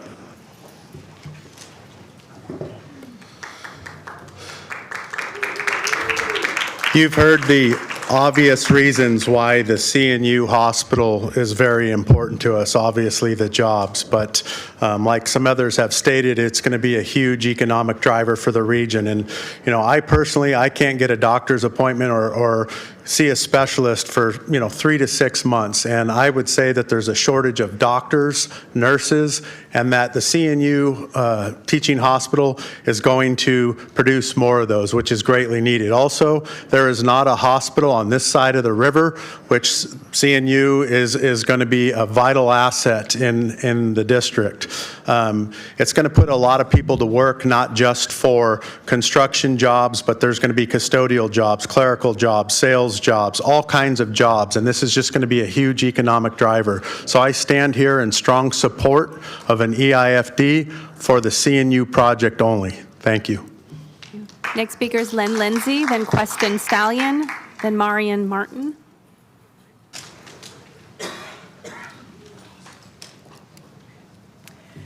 Good evening, Mayor, members of the City Council. My name is Lynn Lindsay, 24-year resident of North Natomas and current president of the North Natomas Community Coalition. I am here to express NNCC's support for the resolution of intention to establish an EIFD for Innovation Park.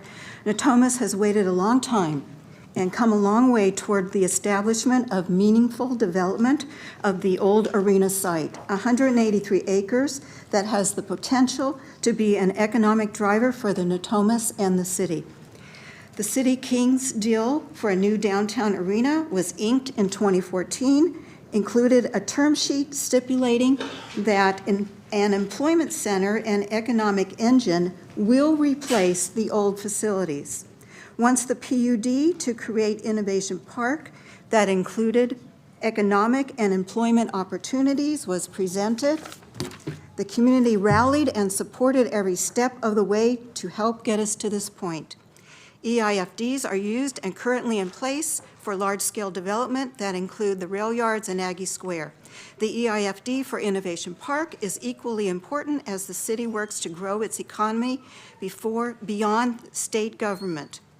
This EIFD includes many safeguards that have been put in place that stipulate that any new project, a catalytic economic development project, must result in high-paying jobs, increase revenue to the city, and provide a stimulus for additional investments before receiving reimbursement from the EIFD, protecting the city, taxpayers, and Natomas. Your vote to establish the EIFD continues the fulfillment of the Natomas Promise that began with the adoption of the 1994 North Natomas Community Plan. It set forth a new direction for development to bring employment acres connecting residents to quality jobs. I guess I'm a little confused. I thought we were just here to talk about the EIFD and getting it passed, that we weren't here to talk about any specific project. This is an important step. I respectfully request your aye vote. Thank you for listening. Thank you. Our next speaker is Queston Stallion, Marian Martin, then Red Baines. Queston? Marian? Red? Did I get Marian Baines? Marian Martin, then Red Baines? Hi, I'm Red Baines. I'm here speaking for the project. We really need this in North Natomas. We had promises given to us. Centene was going to make a world of difference at bringing on all the jobs. Unfortunately, we had a pandemic which sort of canceled that out. I live right between Centene and the old arena. And this is something that, you know, we were promised, and I know promises can't be kept in all cases, but this is something that is so important to our community. I'm a board member for my condo board there, and people are living there and wondering what is going on here. This has been successfully started, you know, with the UC Davis Hospital. It has been used before in the city, and I think this is a deserving need that we have for our community. And I thank you for your consideration and your yes vote. Thank you so much. Thank you for your comment. Our next speaker is Marian Martin, but before we go, Marian, can I remind members of the audience, I need you to take your seats. Per fire marshal, you cannot stand in the aisleway. Thank you. Marian and then Anthony. Good evening, City Council. My name is Marian Martin. I'm here with PWT, People Working Together, in support of the EIFD proposal. We hear that you guys are building new buildings, roads, and just infrastructure in general. And we need that in Sacramento. That lot is vacant. North Sacramento needs a hospital pretty desperately. There's not one in that area. And yeah, we'd like it if you guys would support that. Thank you. Our next speaker is Anthony Viscuso, then Robert Kooks. And again, anyone standing in the aisles, please take your seats. These reserved seats are also available. Good evening, Mayor and Council. My name is Anthony Viscuso, and I'm a business agent for Local 16 Heat and Frost Insulators. And I, too, am going to just echo the sentiment already been said by the building trades. But one interesting thing, I noticed we had a bunch of young people here this earlier talking about trying to find a job, and what a great opportunity. So, again, I just want to echo what the building trades have already said and keep it short. Thank you. Thank you. Robert Kooks, Kevin Brown, Thomas Fayola. Good evening, Mayor, City Council members, and staff. I appreciate you allowing me to come and speak today. My name is Robert Cooks with the Sheet Metal Workers, Local 104. I represent over 800 sheet metal workers in the greater Sacramento area. We're here to support the EIFD for the CNU project. I'm going to echo all the words that were said before me by my fellow Sacramento building trades partners. It's going to be a very important project for the area. It's going to be an economic driver. We need these jobs, this work, and this project. Thank you very much for your time. Respectfully request you vote in favor. Thank you. Next speaker is Kevin Brown, Thomas Viola, Cynthia Brown. Good evening to the mayor and to our council members. Kevin Brown, people working together. I am a Natomas resident of 26 years, and I have been privy to just watching these anticipated promises and all these things. But we rose because we strongly support the EIFD, consistent with the building trades and the Kings. And I will also digress to 2015 when we started the Golden One Arena. As a person that sat on the steering committee with Kevin Fiera, and we then started a partnership from a community-based organization to help us with the CWT of the City of Sacramento and other CWTAs to specifically and intentionally go after young people, impacted groups, and things of this magnitude.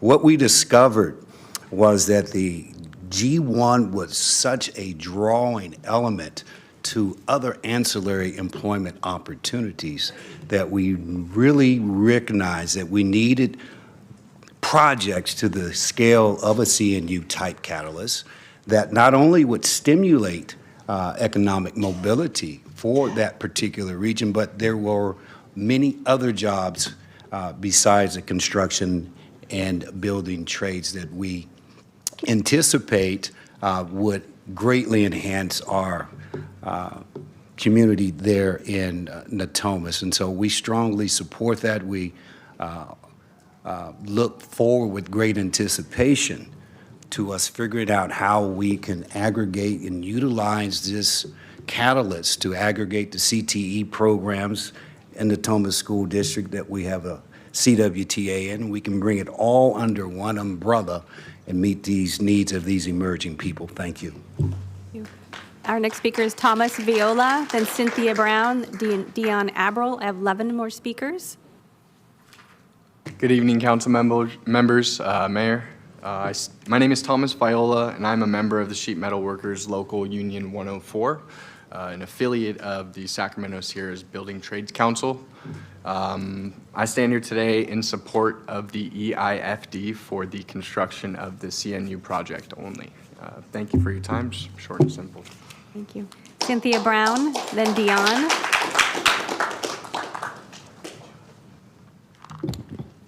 Hello, good evening, Mayor, City Council members.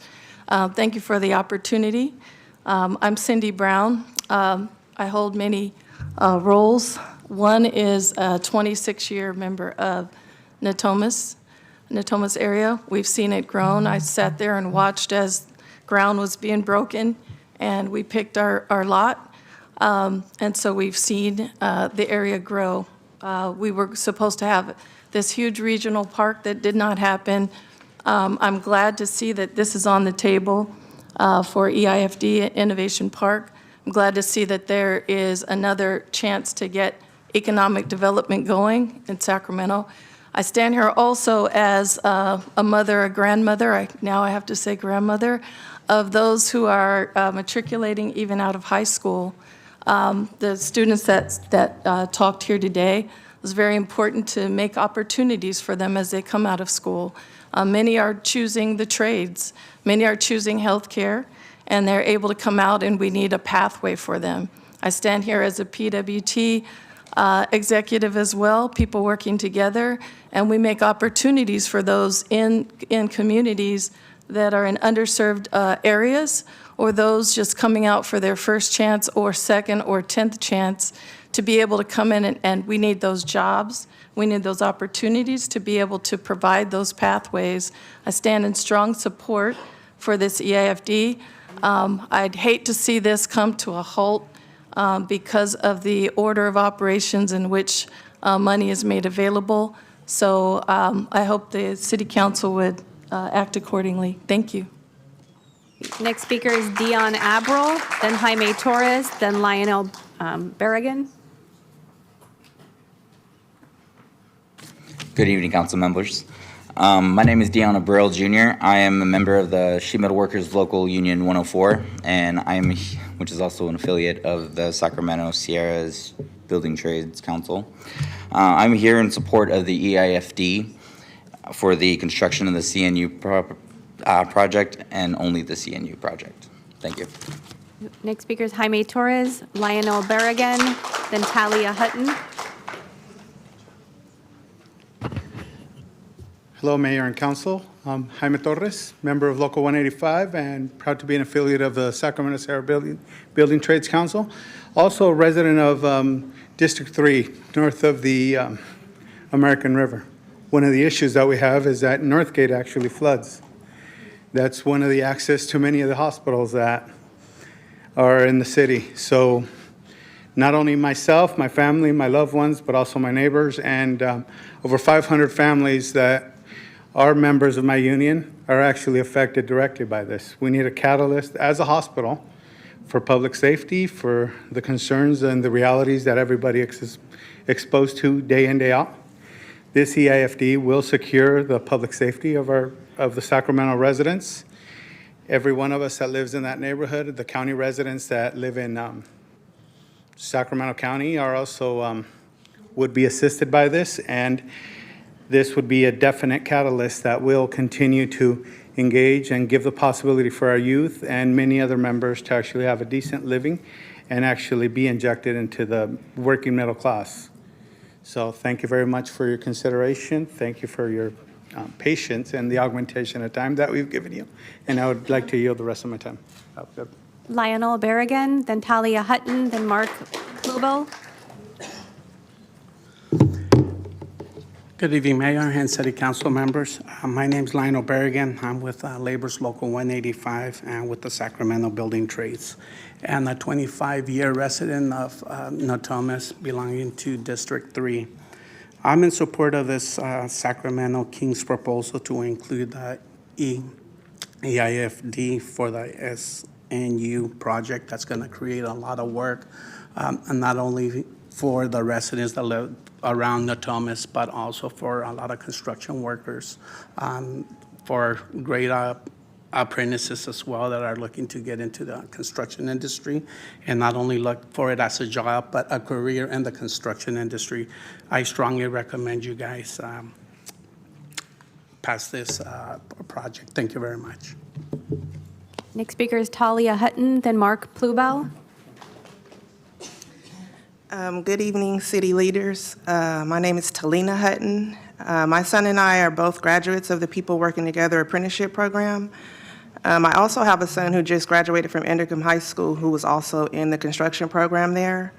And being able to live in the community where you work, I think that's very impactful. I've been a resident of Natomas for 23 years. I'm also a teacher in the community. And I just think that that would mean a lot for not only the families that I serve, but also the youth that are in the community. Listening to this youth speaking tonight, they were talking, just to piggyback on what the gentleman said earlier about having jobs. That would create pathways not only for them, but also having that university hospital. We would have not to go so far to an ER if we have an emergency in our community. Also, there's a need for skilled trades positions due to a shortage, people retiring. And also, Natomas residents deserve what the opportunities and resources that this would bring. So I hope that you guys would consider that, and thank you for your time. Thank you, Talina. I have 5 more speakers. The next is Mark Plubel, then Empress Barner. Good evening, Mayor, Council members. My name is Mark Plubel. I'm a representative of the Heat and Frost Insulators, Local 16, Northern California, in northwestern Nevada. I come here and I stand in solidarity with my brothers and sisters of the Sacramento Sierra Building Trades. And I'd like you to support an EIFD resolution that includes the CNU anchor project and only with the CNU anchor project. This project will bring a multitude of good union construction jobs as well as continuous excellent paying jobs afterwards. It'll also supply us with much needed health care, and please support the CNU, the building trades, the community health, and the Sacramento finances. Thank you. Next speaker is Empress Barner, then Diana Maldonado. Empress? Diana Maldonado, then Curtis Paulins, then Zybri. Is Empress here? No? Okay, thank you. And Diana Maldonado. Hello, good evening. I'm here with People Working Together, a Natomas community organization supporting the region. I'm here to support Sacramento Building Trades and the Sacramento Kings. I'm out of People Working Together. Recently joined the Sheet Metal 104. This means the world to me as a single mom of 4 kids. Job opportunities is life-changing for me and pretty sure for a lot of Sacramento families. And thank you. Thank you. Curtis Paulins. Following Curtis is Zybri Yavram. Mayor, city council members, thank you for giving me the opportunity. I support the EIFD. I hope you'll pass it as is tonight. And I'm a 24-year member of, 24-year resident of District 1 in Natomas, and I'm a former vice chair of the Active Transportation Commission, as well as I've sat on the boards of our local Westlake HOA. And so I've had a lot of community service, and I think this is going to be an amazing project for not only Natomas, but the entire city and the whole Sacramento region. So I urge your support. Thank you. Thank you. Zybri. I don't see movement from Zybri. So Mayor, that concludes the public comment on this agenda item. Okay. Do we have any phone calls? I do not. Do we? Apparently, we have a new system that I'm not familiar with yet. Michael Blair. Thank you for being patient with me. And Dr. Chung? I have Michael Blair, Tyler Caricature, Michael Bevins. All right, hello, Mayor and council members. I'm Michael Blair with People Working Together, and I'm in support of the EIFD and Sacramento Sierra Building Trades and the Sacramento Kings. And I don't have too much more to add. You guys heard some great things tonight. What we do at People Working Together is we get people ready, workforce ready to be able to go into construction. So we're great at what we do, but we can work as hard as we want, but without the projects, we're just spinning our wheels. We graduated hundreds of students, some of them not working right now. And so Sacramento really needs this project. This will be a big piece of the support of what we need to do what we need to do. So I ask that you give favor and support the EIFD and give us a yes vote. Thank you. Tyler. Good evening. I'm Tyler Kircher, here with the IBEW Local 340, representing over 2,500 electricians in the Sacramento area.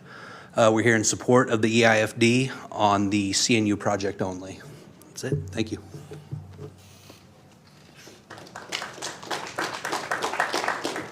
Good evening, City Council. Excuse my tardiness. I actually work in the trades, came directly from work, and I had to use the restroom. So, my name. Your name? My name is Zybri Yavram. Okay, I want to start with, I'm here with People Working Together, a Natomas community organization. I am here in support of the Sacramento Building Trades, the Sacramento Kings, and the Kings EIFD proposal. People Working Together gave me the opportunity to springboard into a career in the building trades. Today, I'm a crane apprentice with Operating Engineers Local 3. Building a brighter future for my children and myself while helping build the community we all call home. I'm grateful for a hand up and not just a handout. Programs like this are strengthening our workforce, which you can see behind me, by developing skilled workers with heart. We hope you'll support this proposal so opportunities like mine can continue expanding outreach, creating pathways into the trades, and uplifting both our current workforce and the next generation of skilled apprentices. Together we can keep building stronger careers, stronger families, and a stronger community. Thank you for your time. Michael Bevins, then Carol Chapman, then Matthew Clegg, then Elizabeth Prey.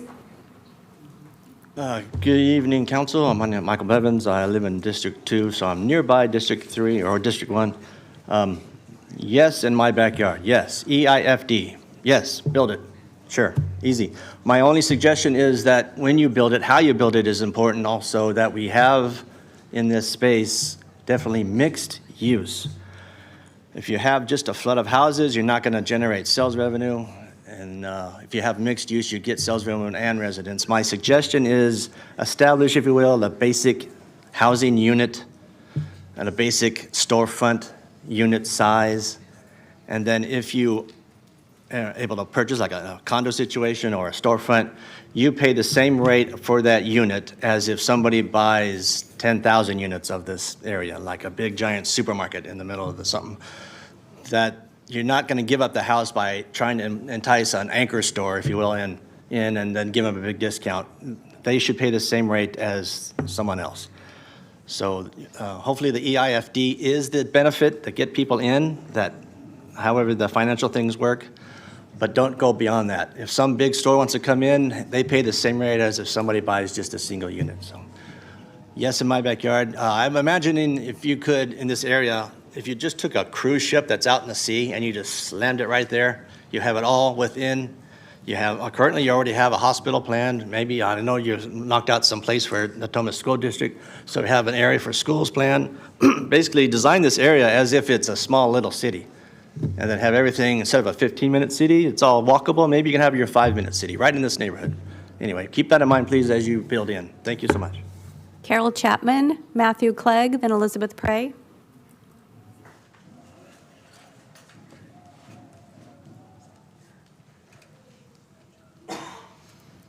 I'm a resident in Natomas, have been for over 20 years, and I support the project. I think it's an excellent idea. I see a couple of matters here. One, it'll be great. It will increase our property values. By my standards, I have a lot of money invested in a house. It's great for the workforce. You know, any country, you know, it's measured by the quality, you know, of its workforce, and this provides for that. I think that's a great feature. One I think deserves, you know, some attention here is actually proceeding on the project and having success with it. And I think Ms. Kaplan over here, she is an attorney. It is in her district.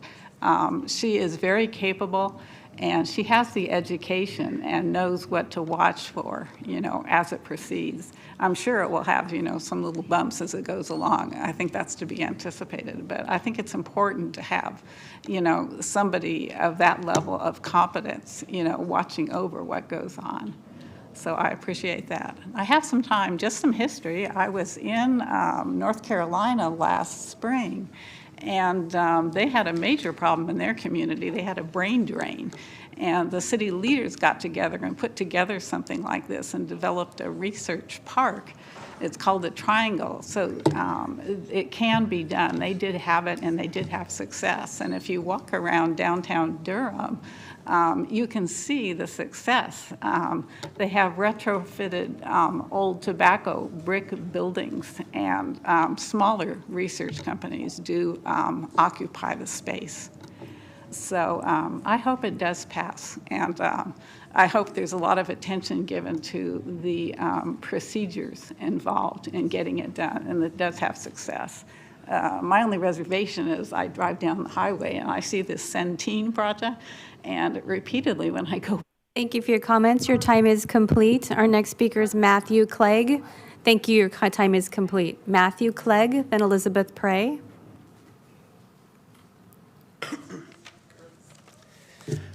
Good evening, council members. My name is Matthew Clegg. I'm a member of the Sheet Metal Workers 104,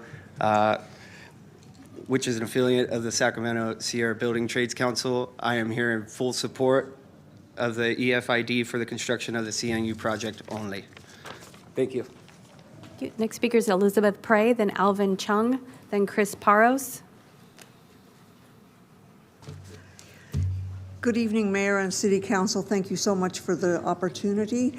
I'm here. I'm Lisa Prey, or Elizabeth Prey. on my driver's license. I'm a 22-year resident of North Natomas, and I'm here to give you the timeline that you've already heard from the perspective of somebody who lived in North Natomas throughout the entire time. The last public event that happened at the former Sleep Train Arena happened in September of 2016. It was the circus. After that, the arena was closed for public performances, although it was rented out occasionally. But those performances and opportunities provided an economic engine for our area, for our restaurateurs, for our hotels, for our shops. It collapsed. We had the promise, because everybody knew that would happen once the arena was moved downtown, that we would get an economic revenue driver. So we waited until June of 2021, when California North State University announced their opportunity to build a hospital in North Natomas. Excitement reigned. In February of 2022, the PUD for the former arena site, now called Innovation Park, was approved unanimously by the City Council. In September of 22, we started demolishing the old arena. It was fun to watch. And then in July of 24, Argent Development purchased the land. Argent Development, which is an infrastructure development corporation, that was really inspirational to those of us who lived there, because we thought, ooh, things are going to happen, because we knew we had to have the infrastructure. Thank you for your comments. Your time is complete. Our next speaker is Alvin Chung, Chris Paros, Jasmine Advincula.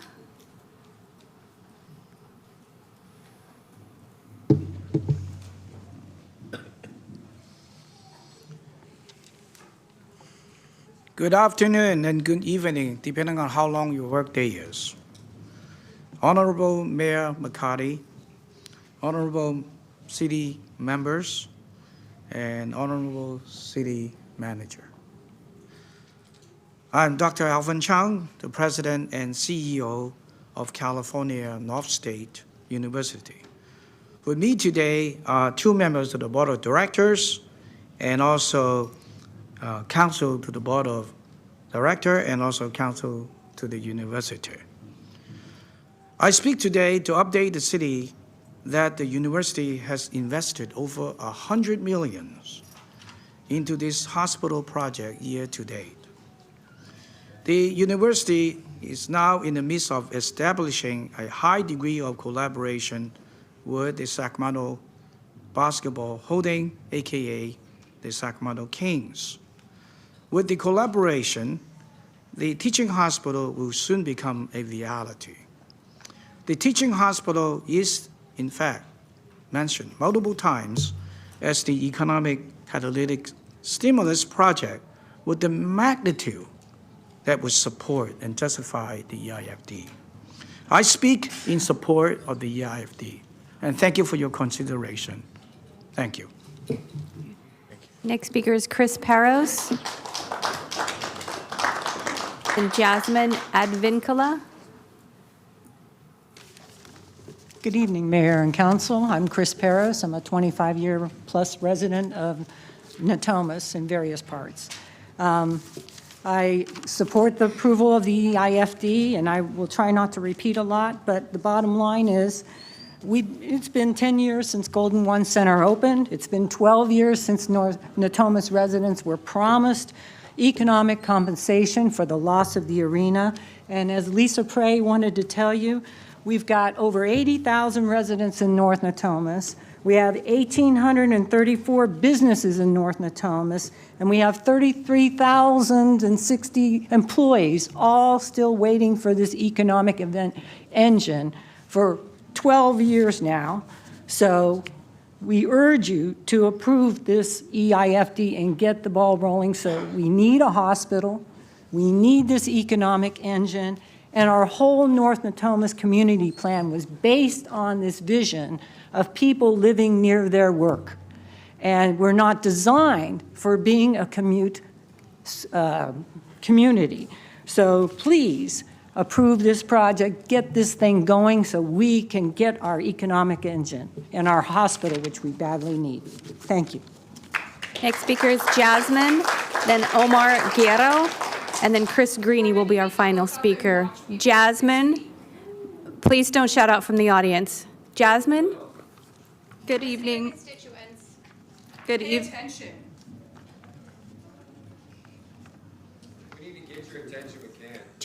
Just a moment, Jasmine. I would like to remind members of the audience that you cannot speak out from the audience. You're in violation of Chapter 5 of the City Council Rules of Procedure. If you continue to speak out from the audience, you will be asked to leave the meeting. Thank you. So Jasmine, it is your 2 minutes. Please be respectful. Jasmine? But apparently it is for you. Good evening, Mayor and Council members. My name is Jasmine Advincula with the Sacramento Asian Pacific Chamber of Commerce, and I'm here today to express our support for establishing the EIFD for the redevelopment of the former Sleep Train Arena in North Natomas. This project represents an opportunity to transform a long vacant site into a vibrant community with housing, open space, a future school site, and infrastructure improvements that benefit not only Natomas residents, but the broader region. For years, the former arena site has sat underutilized despite its tremendous potential.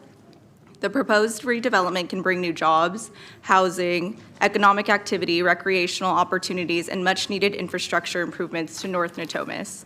This project is about creating a new economic engine for Sacramento, as the benefits of this investment will be felt for decades to come.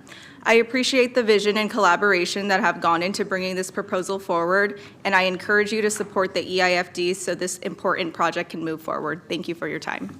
Thank you. Next speaker is Omar Guerrero. Following Omar is Chris Greeny, who will be the final speaker on this item.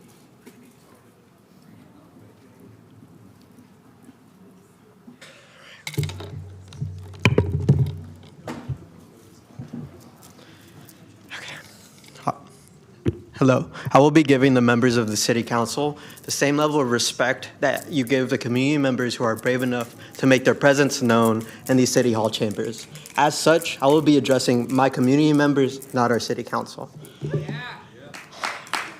Every single community member has the right to be heard and feel safe in the city of Sacramento with infrastructure that ensures Speaker, the safety please of all address of the our City community Council. members. This is a City Council meeting. Please direct your comments towards the City Council. Unfortunately, the council behind me can't even dignify most of us with their full attention, and the fact that they have been caught red-handed discussing banning individuals from these chambers is quite frankly a disgusting mockery of their offices and the oaths that they swore to us, their constituents.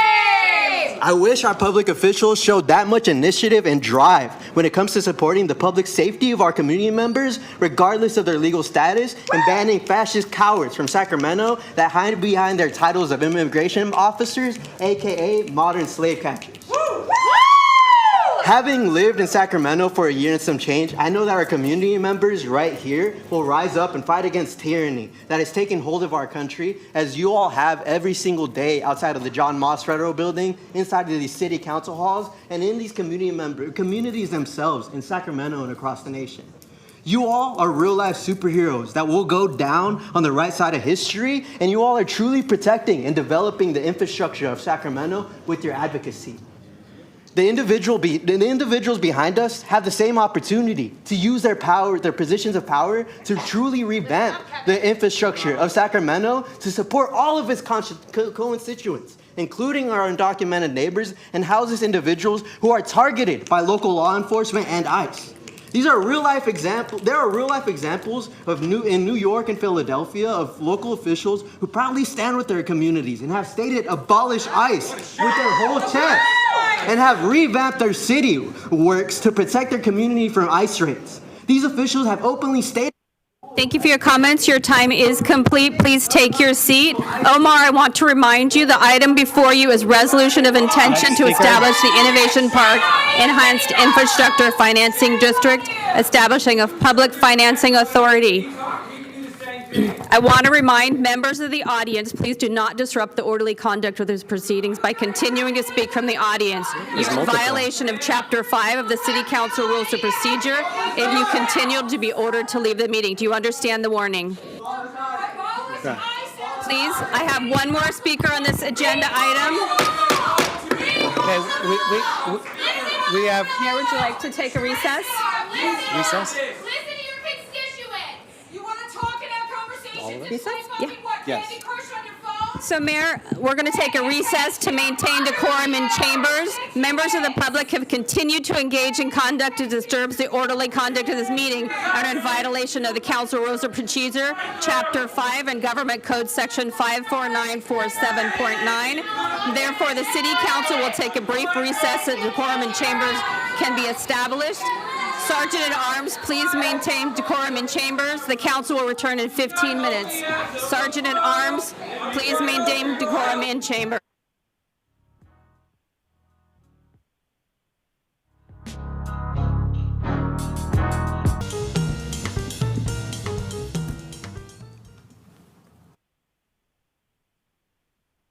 Convene our Sacramento City Council meeting. We are continuing on item number 2, and we have 2 more public comments and then council deliberation. Thank you. Our next speaker is Chris Greeny, then Rick Locke.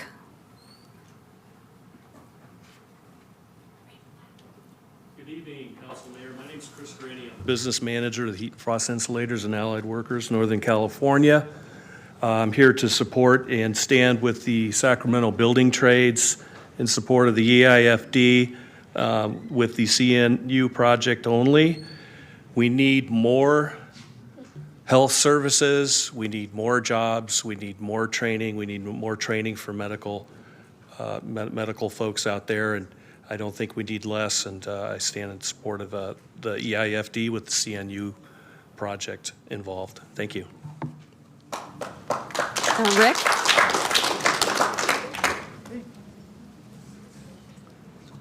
The amazing Rick is back.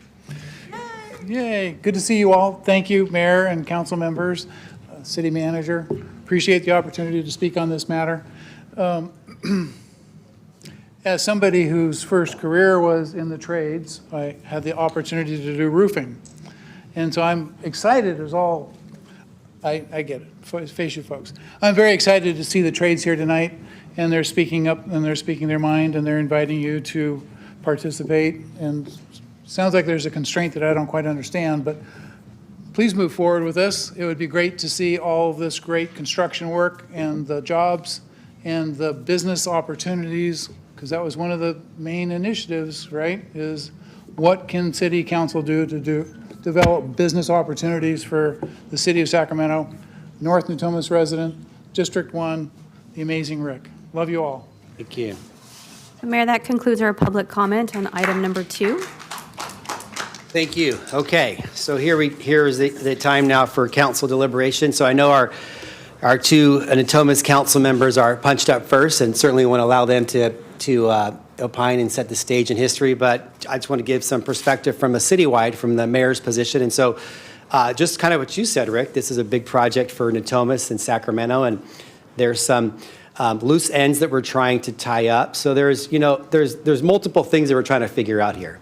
One, how to focus on an area that's essentially now fallow and somewhat blighted with an absence of a tenant there for 13 years. Building a hospital there, which we've all embraced, and the council did in 2024 with their term sheet action item, focusing on a $4 billion projects and hundreds, if not thousands, of good-paying jobs that are going to, help working men and women in Sacramento, and also help the city of Sacramento. Focus on our budget issues, focus on economic development, growing our economy. A few weeks ago, we were here, unfortunately, slashing positions and basically programs from our city budget, and we want to do the opposite. So this is an opportunity to grow. But with that, we need to make crystal clear that by doing this and using this tool, it's not just some EIFD and money that comes from the Tooth Fairy and Santa Claus. It's your taxpayer dollars. We need to be very, very wise that we make sure we get our bang for our buck. We get our return on our investment. So we need to make sure that we carefully adopt this principle before us and get a commensurate project that's worthy of us giving over 30, 40 years of property taxes for a big swath of land. So this is why the details matter. It's not just, oh, just approve that and we'll just move on. No, the details really matter in this. So this is a big deal. And I love that little video that Councilmember Maple put out yesterday, if you didn't see it, on her social media post about her memories of the old Arco Arena. So for those of you who aren't from Sacramento, this was where Sacramento was, first started growing.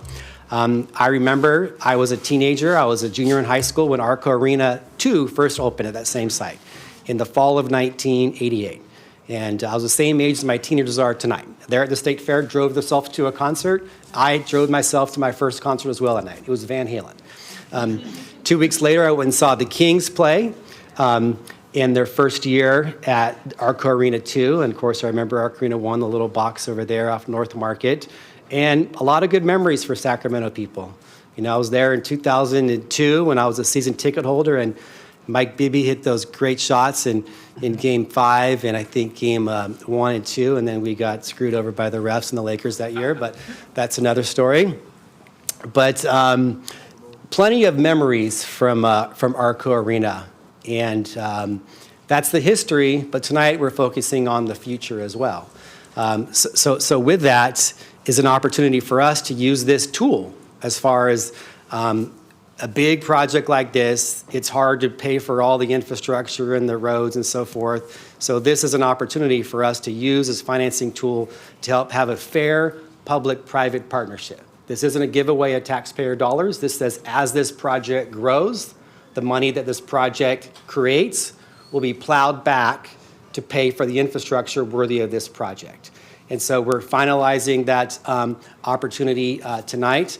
And I think this, what we're laying out tonight is a good deal for the taxpayers, protects us, and it allows us to use our city tools to move Sacramento forward, to focus on that Natomas promise that then Councilmember Ashby wanted to make sure that it wasn't, a vacant piece of property for 13 years. I know she's very frustrated that it's taken 13 years, but better do it tonight than 13 years from today going forward. So this is an opportunity to engage in a big project for the city of Sacramento, and grateful for the two council members who have worked and rolled up their sleeves to make sure we have an opportunity to move forward, push the economic development, push the Natomas vision, and also protect the city of Sacramento. So look forward to outlining this tonight, and I'll allow council members Kaplan and Talamontes to focus on the next steps. Thank you, Mayor. I really just want to start off. This is about the Natomas promise. I have lived in Natomas for over 25 years, so I know. And I think each one of us here on the dais has a special memory of it'll always be, in my terms, Arco Arena. But we all have that special story of events that we've been with family and friends and concerts and games that we now get to keep a Natomas promise for the next step. And so that's what this is about. But I really want to thank staff, Leslie. We've been talking about this for a long time, and there was a time where we were meeting monthly with all parties to really work this out. And I just want to thank you, Eric, Sini, and the rest of your staff on all your time and effort, especially when maybe some of us changed our minds and said it was good, then it was not good, and what does this mean? It's not always easy. So I know a lot was said, and there were some things that are confusing that I just want to kind of maybe take a step back a little bit so that we can clarify. And truly, I need this for my Natomas residences and the city to understand what is an EIFD and what are we actually doing, because I think it can get confusing because so many things are tied up in what an EIFD will do. And then I'll apologize. Sometimes I say things quickly. So if I ever say EFID, I mean EIFD, but I might be switching it. Who owns the land that we are looking to do the EFID on? Can you hear me all right? Okay, I'll lean in a little bit. Is this better? So currently, the EIFD district, which we are proposing, is privately owned by a variety of different private parties. Okay, so the city doesn't own any part of this? No, ma'am. Okay, and one of the things I will say as a caveat, in 2022, before I joined City Council, I was a Natomas School Board member. And one of the things that the Natomas School Board does, because the board has to build its own schools, is we bought land in that area, of which, will the EIFD fund the school? No, ma'am. The EIFD, as it's currently envisioned, is envisioned to include school facilities. Okay, I just want to make sure, because everybody's like, we're going to do this, and it's going to get us a school, and we need to be very clear. Natomas Unified has to pass a bond, and they have to build their own facilities, and the EIFD has nothing to do with this. So does the EIFD raise taxes for North Natomas or Sacramento? No, the EIFD actually uses the property tax, so it doesn't affect any additional or doesn't require any additional taxes on the part of anyone. It uses their existing property tax to be placed into an EIFD. So what does, as we set up, and I know we did a term sheet, and if you can see, anybody wants to know what an EIFD will fund and what this project will fund, is that laid out with Exhibit B? What are some of examples of what the taxing and the money coming in will fund? I'll turn to Eric, who has a little bit of a working list to share. Okay. Sure, yes, it is outlined in Exhibit B, but generally, EIFDs can fund public facilities that have a useful life of 15 years or more, and that have a community-wide significance, as it's called. The list is generally pretty broad in the EIFD law, but generally we see things like streets, sewers, storm drain, water facilities, traffic signals, can also fund affordable housing, things like that. So all the stuff we rely on, not necessarily glamorous stuff, but that we need to see in every day. Does the EIFD build the hospital? No. Does the EIFD build housing? No. No. So that's where I think sometimes it's getting a little like confusing because they all get intertwined together. But am I correct in understanding by the city approving the EIFD, we're helping pay for a portion through this mechanism of building the public facilities that are needed in an infrastructure project? Yes, that's a good characterization. So what happens, because this is question, so the city, if tonight we approve the EIFD, which I hope we all do, and let's say housing doesn't come, does that change the EIFD? No, ma'am. But the EIFD revenues are generated by development occurring on the site. And if there was housing on the site, it would generate some income. So, but it doesn't lead to housing directly. So I don't want anybody to take this wrong. I am all in for CNU and the teaching hospital and everything that comes with it. But if we approve the EIFD and for some reason the hospital doesn't come, what happens to the EIFD? The EIFD revenues would stay in an EIFD fund to be determined by the Public Finance Authority how those funds are utilized. Okay, so tonight, are we actually creating the EIFD? No, ma'am. Today is the first step. It's the first baby step. It's the resolution of intention. Following this, there's a public meeting, there's 2 public hearings, there's the formation of the Public Finance Authority, there is a return to City Council. So there's many steps between now and when an EIFD would be formed. Leslie, I want to just clarify something for the public. You just said property tax, but I just want to be clear. It's the increment, it's the growth of the property tax that is established from the base year. And in more relatable terms, it means we have to form, correct, the EIFD first, set up a year, and any growth that happens on top of the base year, so it could be this year, the base year could be next year, any new growth in revenue stays in the boundaries that could be used for the infrastructure funds. Yes, Councilmember, that's accurate. And you actually always, every time I describe it, I have to use my hands as well. So I'm glad in your definition you used your hands. If you know, I can't not use my hands, so appreciate it.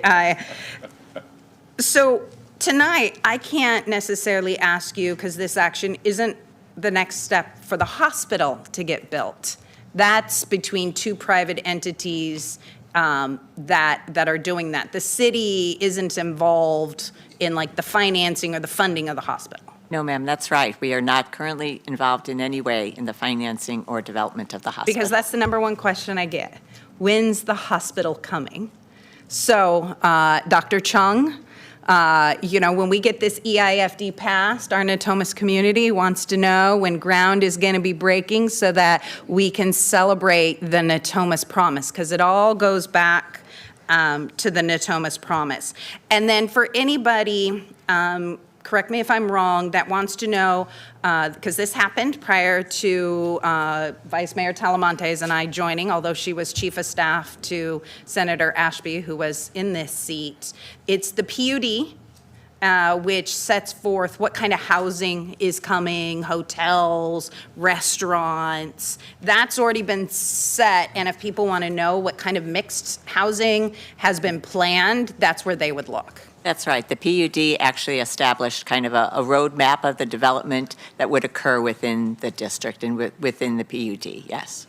Thank you, and I really appreciate your time of kind of like just taking a step back, because my community asked me all these questions, and I wanted to have this dialogue so that we kind of made it clear the action we are taking tonight. So, community, I want to talk about a couple of key things. This is tonight's action is about keeping the Natomas promise.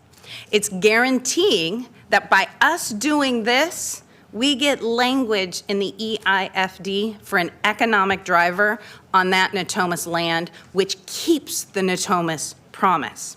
We're also putting in language to protect our taxpayers and the city's general fund, to make sure that the general fund doesn't cover things that the EIFD doesn't. We are not raising taxes. We are prioritizing permanent, high-paying jobs. The City Council has already approved that there will be a project labor agreement. So we are guaranteeing well-qualified construction trades are building the project for the hospital to come to fruition. But we are also safeguarding the land and pushing for project momentum, because, as you heard, 2016 was the last time something happened at Arco Arena. Yeah, you can come out to the antique fair once a month on Sundays, but we need more of an economic driver. And this is the first step in many in moving forward and keeping that Natomas promise. Because a decade ago, the city said, and those involved, and I've pulled out quotes that came from the Kings and came from our Mayor Steinberg and came from the senator, that the city made a promise to deliver a transformative job-producing development on the site of former Arco Arena. And this action tonight is the responsibility of us as a city to be the one step in keeping that promise. Now, I'm going to work with the Kings, and I'm going to work with Argent, and I'm going to work with Dr. Chung, because they have to keep their promise. They have to keep moving it forward. But I will be there on the sideline cheering or pushing so that we get that Natomas promise. And we also have to be clear how financing works. This is just one step. We have to set up the Public Financing Authority, and we have to pass the language that says this is not a blank check. There has to be checks and balances of the public infrastructure that is funding. But we also have to make sure that this is an economic driver for Natomas. Natomas deserves a vibrant future. It really is sad, members, when we updated our general plan. In the general plan, it said that there is a Natomas town center. You just heard Natomas residents who've been around laughing, because we don't have a Natomas town center. We have a commercial development that has a grocery store called Natomas Town Center. This is creating the Natomas Town Center. where it creates jobs, it creates housing, it creates 20% affordable housing, it creates hotels. Imagine if Natomas could have our street in North Natomas with restaurants and walkability and businesses where families can stay and you can work, and we've got bike trails and it's got green belts. This is the promise and this is the vision that we need to implement, and that we do it with the Kings and the building trades and CNU and North Natomas. And this is we must prioritize high-paying jobs. That was given with Centene. I am really happy what the council did in making sure that it was tied to actual jobs, because the money has to be proven that high-paying jobs went to Centene. So we're making sure high-paying jobs are coming to the city of Sacramento for our economic viability, and that our trades, who many live here, they get to live here, work here, and spend their taxpayer dollars here, not in some other city or county. And so I really want to guard the land and the momentum. I really want to make sure all of us as stakeholders, while we all don't agree sometimes, we're in this together, and I am willing to keep my word and hold my hand out and make sure that we continue to move forward. There's been plenty of negotiations and talk, but this is a time to keep the Natomas promise. I really want to thank the leadership of our city staff. I want to thank the mayor. I want to thank the vice mayor. We have been working for quite a while and a lot of time and a lot of conversations. We weren't always on the same page, but right now we are on the same page. And the city needs to see that, and Natomas needs to see that we are coming together to make this happen. So the next step is really approving this and setting up the Public Finance Authority. So I look forward to hearing the vice mayor, but I would like to set forward the motion and then look forward to hearing my colleagues. So as the item has been presented, I want to move the item, strike in its entirety, Section 7, but direct staff that in this motion, all parties are to come together and negotiate the terms that are consistent with the term sheet presented and adopted by council on April 30th, 2024, so that we are not noodling and legalese language on the dais, but adopting direction that we find language we can all agree with, that is consistent with the term sheet that was already, we spent a long time negotiating, that has already been set up, that this council has seen, has negotiated and agreed to. But it also gives time for us staff, by setting up the EIFD with direction of creating terms consistent with the term sheet at the Public Financing Authority, that we can bring in bond counsel to make sure that the city's resources are protected and the taxpayers are protected, which still allows the EIFD to move forward and all of the other projects that are in motion to continue, knowing that one, we are not trying to legalese and wordsmith on the dais, and then the term sheet is consistent with what we've already set forward. So I first want to look at Leslie and Eric of do I need to clarify anything? Go ahead. I was just going to clarify, if I may, or ask,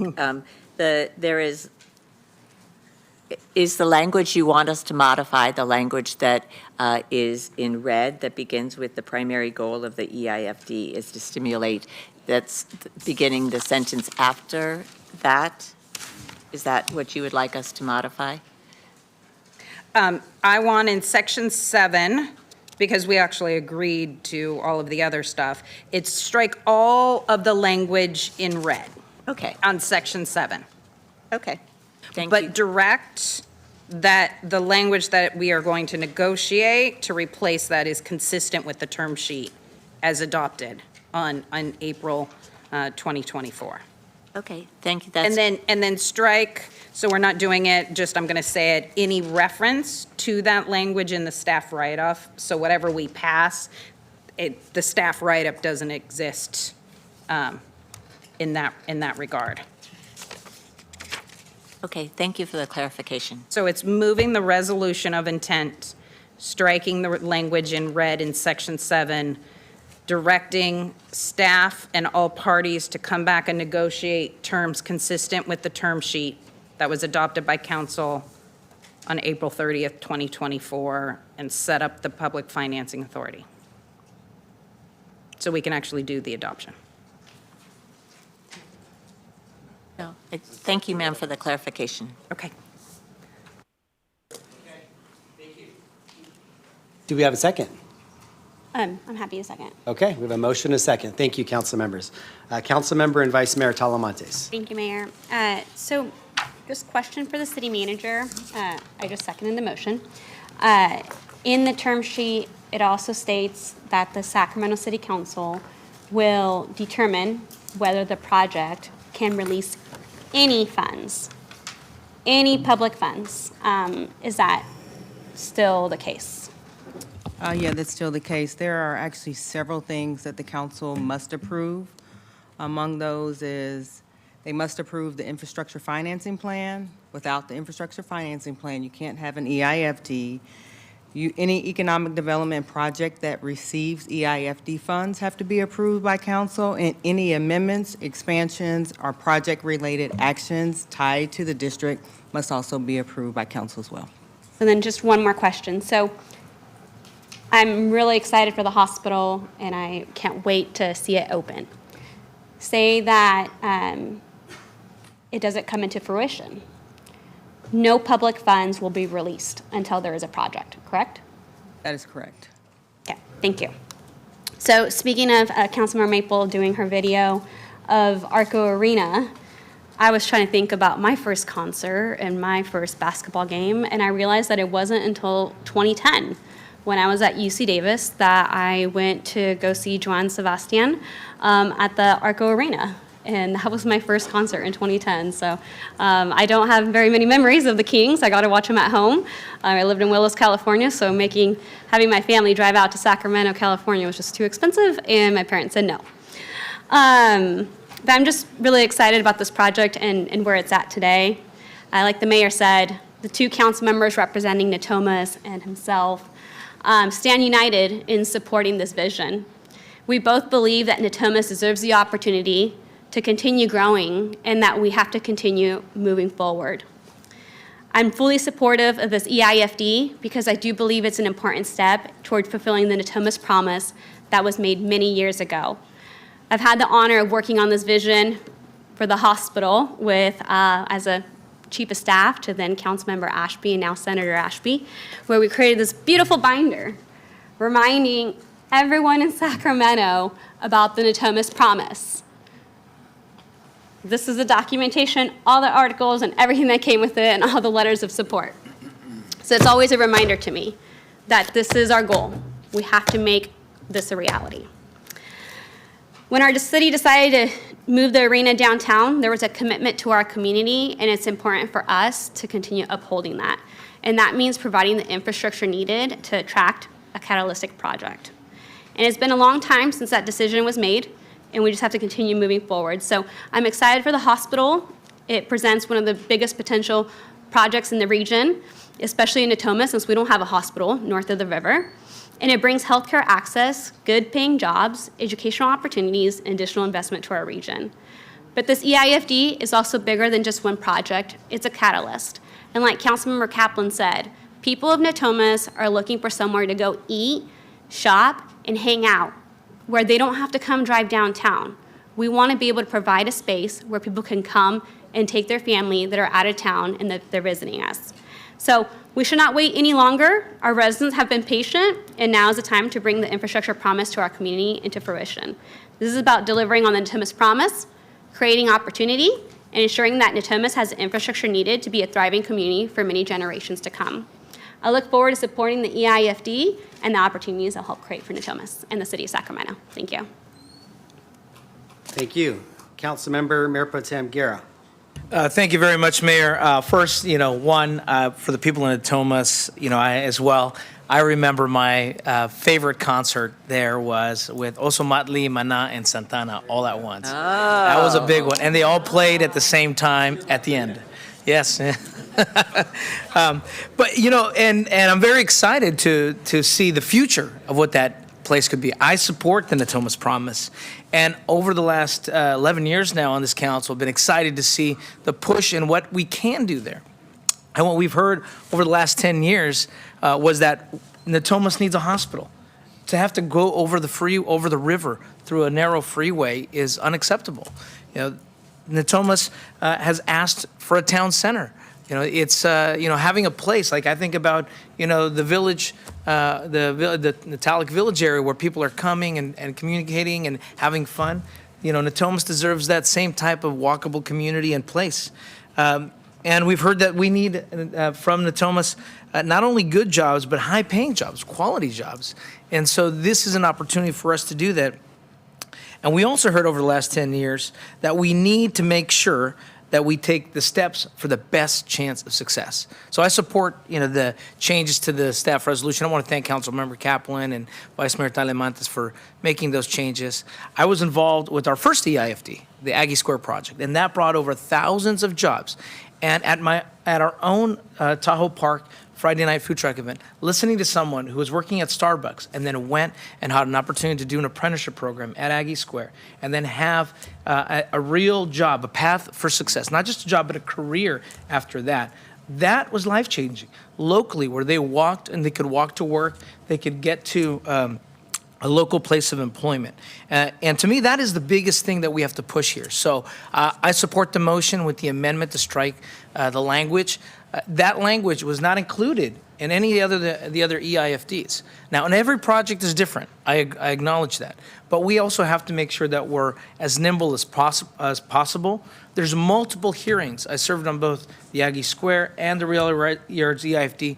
We have multiple hearing processes to make the changes we need and community processes to engage the community on the best outcome. Excited about this, very proud to support it, to support the Natomas project, but most importantly, to deliver what has been asked of from our local folks, which is good jobs and the future commitment of a town center and vibrancy in the Natomas Basin. So thank you very much, Mayor, and thank you to our council members for their leadership on this and my previous colleague, Senator Ashby, for their work. Thank you. Thank you. Councilmember Dickinson. Well, thanks, Mayor. I can't quite let this occasion go by without a comment because when I worked on this legislation, I didn't, at that time, you may have had the same experience, I didn't really imagine sitting on a body where I would be adopting the product of the legislation.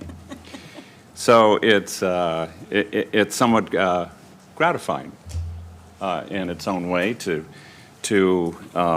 be in a position to take an action on legislation that you had a hand in crafting at the time.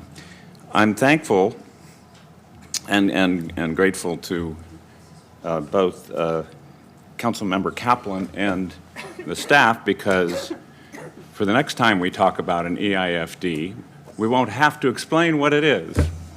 We'll just post the video. We'll all know what an EIFD is, and there is another one coming, by the way. We'll keep you all in suspense. One thing, though, that I want to take note of that is important, in fact, foundational to what we're doing tonight, that is a difference between what was required for redevelopment and what is not required to establish an EIFD is a finding of blight in the area that is affected. And if that requirement, which was part of redevelopment law, still was with us today, we couldn't be doing this. So, in fact, part of the very explicit intention we had in 2012 when we were working on this legislation was to create an opportunity for it to be applicable across the landscape of cities and counties where it could be employed effectively and appropriately. And so I'm very happy to support the legislation for a host of reasons, one of which is bringing a significant medical facility, we all hope, to north of the river, where we, as others have said, have a real deficit in access to the full complement of medical facilities. And the other is to be part of the enactment of something that we actually envisioned when this legislation made its way through the process and was ultimately signed by the governor. So congratulations to all, and let's make sure it works.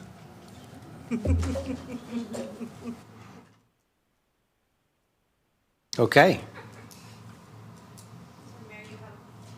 Mayor, you have a motion by Councilmember Kaplan and a second by Vice Mayor Talamantes. Yeah, we have a motion and a second. I just wanted to close and thank the council members, especially Councilmember District 1 where it's hosted, and the council member across the street in District 3, and someone who's worked on it in her prior life as the staff for all of District 1 for working on this for years. And just thank the participants. I know Dr. Chung. Dr. Chung, where are you, Dr. Chung?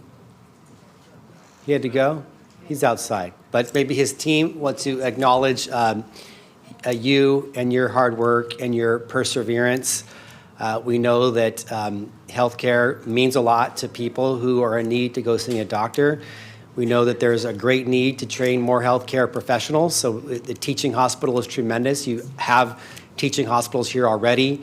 Your dentistry school and your medical school, training professionals to work in our public hospitals, our private hospitals, and stepping up and having a full-fledged, larger regional teaching hospital with an actual hospital to serve patients will be a boom, not only for Natomas, but for the Sacramento economy. So we are in strong support of your project. I know it's hard, but if it's hard, nobody would do it. You know, the hard is what makes it great. And so thank you for reaching in and for funding this project for the past year and a half with this idea that you could go bigger one day. So we believe in this project. We believe in you. And thanks to the property owners, the Sacramento Kings and Argent, for working in this partnership to bring about, one, the Natomas promise, but not just a promise of a project, because we could have supported any project out there. Nothing about housing and commercial malls, strip malls. We have those all across the city. Those are great.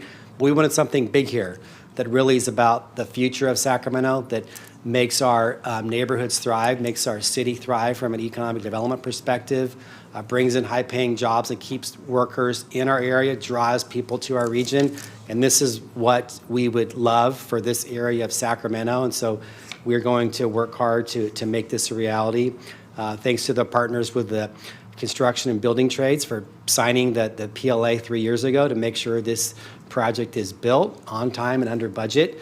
We support you and these jobs coming forward. And with that, it's an exciting day for the city of Sacramento to turn the page on this finally. And we have a motion and a second. All those in favor, please say aye. Aye. Any noes or abstentions? Hearing none, passes 9-0. Thank you.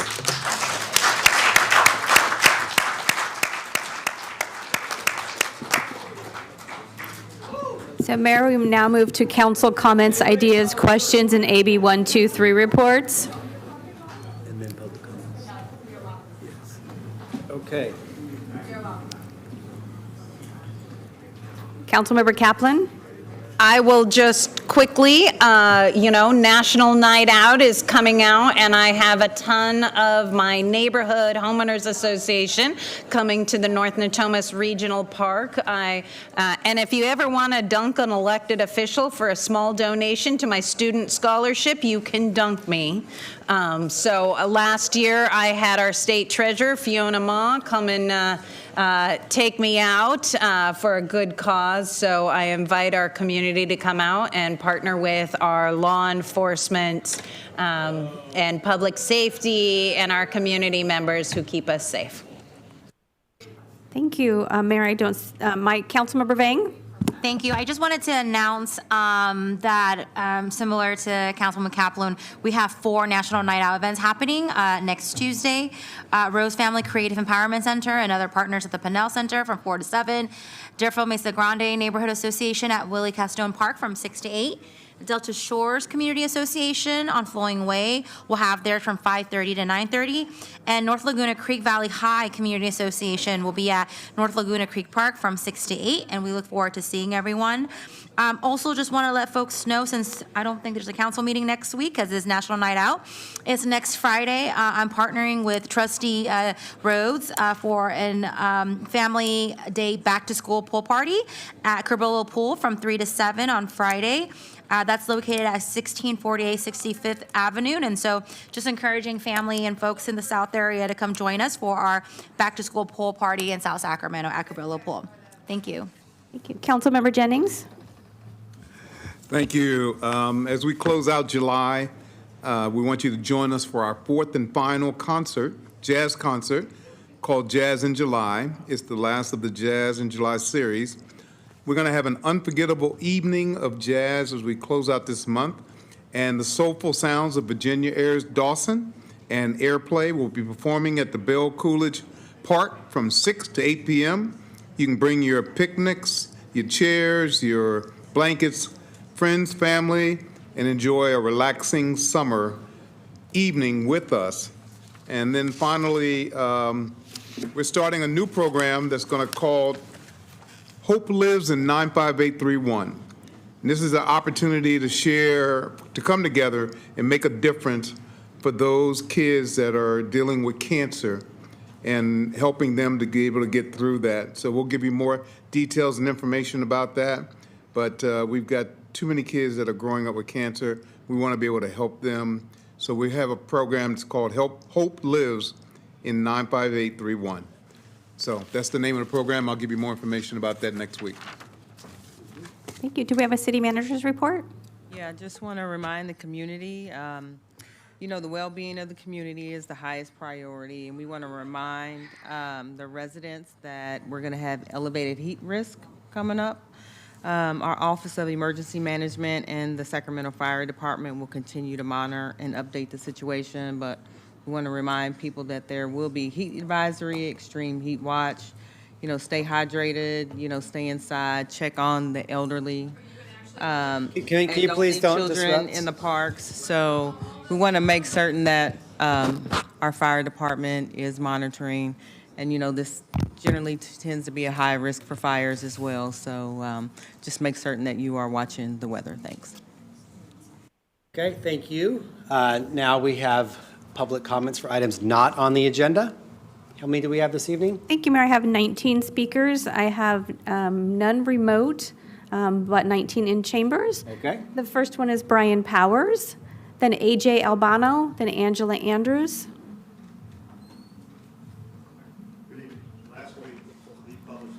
Titled, "Are Millions Spent on Sacramento's Youth Violence Prevention with Little Oversight?" The answer is disturbing. I'm sure you're familiar with it, so I won't spend my time summarizing the details, but among other things, it exposed financial and tax reporting irregularities on the part of 2 nonprofits who have contracts with the Office of Violence Prevention, and it exposed a lack of oversight by the city. The article was so thorough and well documented, it seems the allegations must be true. More disappointing than the facts exposed is a lack of responsibility taken by all involved. An executive of one of the nonprofits was quoted as saying, "Sometimes you don't know what you don't know until someone tells you." I assume that the nonprofits try to teach their mentees responsibility. That comment reveals a lack of responsibility. Another excuse given is that they are doing good work. If no one is providing any oversight, how can anyone know they're doing good work? The Sacramento Police Department oversees the nonprofits. Its representative was quoted as saying, "Tax filings and related documentation are not part of our contractual requirements and fall outside of OVP's oversight." That should not be correct, but if it is, whose job is it? By the way, it's easy using online tools to verify proper registration with the state and filing of tax documents. I've done it myself. That brings us to you folks on the council. It's ultimately your responsibility to see that taxpayer money is used responsibly, effectively, and efficiently. The last council dropped the ball on that. I hope you won't pass the buck on this one. There should be an outside audit so it's objective with a report back to you, not just OVP or other departments. The contracts with the nonprofit should be suspended until the audit is completed. And if the allegations are found true, perhaps their contract should be replaced by other, more responsible nonprofit providers. Violence prevention is too important to let this happen. Thank you for your comments. AJ, then Angela. Crime rate's down 12%, by the way. There's your audit. 12%. Excuse me, can we please? Just a moment, Mayor. Not disrupt the public comment period? No, you're disrupting the public comment. My name is period. AJ Thank you. Albano. I'm a resident of District 4. Should have named his name. Yeah, just seeing whose attention I have today. Apparently not the mayor's. Karina, you're looking at me today, appreciate that. Yeah, just want to address the hot mic moment, the moment in which you, Karina Talamantes, and you, Mayor, were talking about banning people from public comment during city council meetings. Just appreciate the city manager apparently directing you to the fact that you can't do that, that is unconstitutional. Though it does seem, based on your comments to media, that you are still pursuing year-long bans for people from making public comment. And apparently your response, Karina, is that you don't mean what you say, that you can say ban but not actually mean a ban. And Councilmember Maple sort of backing you up on that one. But Councilmember Maple, I didn't hear you say anything about Mayor's comments about pursuing probation-style bans on public commenters in this very room for the first 6 months in which he was mayor of our city. I didn't hear you say anything about the fact that he continues to say that he's pursuing year-long bans for public commenters on this city. So I think that the issue is maybe don't discuss this in like a hot mic moment. Bring this to a council member meeting. Agendize it, have public comment come in here and have them give their opinions on it. And I would really like to know each and every one of your opinions on that matter. It's embarrassing that you haven't made a comment on it, that you haven't weighed in on the fact that that's what our mayor is attempting to do and is pursuing actively, apparently. So just the hot mic moment. Thank you for your comments. Your time is complete. Our next speaker is Angela Andrews.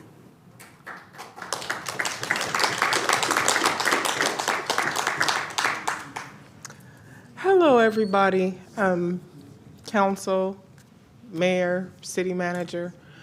First, I want to say I wish I wasn't here. I am actually a resident in District 8, and unfortunately, I've had some issues that I've tried to resolve, and I've not received any feedback at all from reaching out to the mayor's office, my district. I am a court-appointed LPS conservator, and I have experienced not receiving the equal protection under the law for my conservatee, which is also my child. She's gone missing. She's been denied the ability to be listed as an at-risk missing individual. She went missing for over 8 months. I was laughed at by officers, by sergeants, and things of that nature. And my baby almost died because she was not searched for. And I've also run into that a lot of people in law enforcement and in the medical field do not know what an LPS conservatorship is when we are having a mental health crisis. And because of that, she does not receive the justice that she should. When I'm fighting for her, I get demonized, retaliation from hospitals because I exercise my rights and do my duty in efforts to protect her and make sure that she's getting adequate treatment. And I would like for them to be educated and someone to reach out to me so that I can get resolution with these issues. Thank you for your comments. Our next speaker is Francis Liu. Amen. Thank you. Next speaker is Francis Liu. Following Francis is Hassan Badran, Rhonda Rios Kravitz, then Marbella Sala.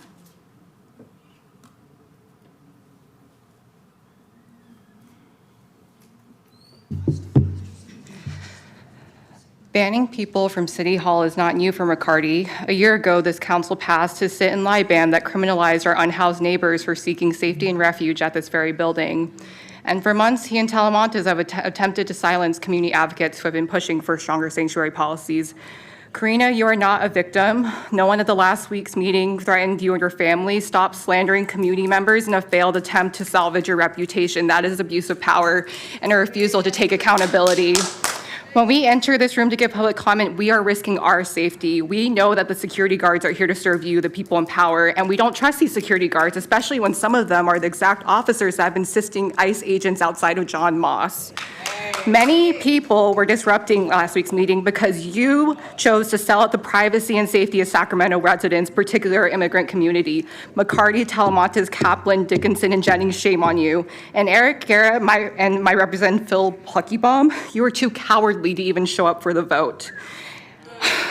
And for months, we respectfully engaged and asked you to stop SACPD's illegal targeting of anti-ICE protesters. And Karina's repeated, unempathetic response was essentially, they need to follow the rules, even though she didn't know what the rules were. And she even told us we needed to protect her from members of the public that were expressing that they were upset with her. Get a grip. She and Eric Guerra stopped every concrete policy proposal to protect our city's data and end SACPD's collaborations with ICE from getting to council. They are the poster children for identity politics. They invoke their parents' backgrounds to get votes, and then their decisions in office actively harm and risk the safety of the immigrant communities they claim to be members of. And that is why we are disruptive, and we will continue to be here to dissent. This is the people's building, and you will not scare us.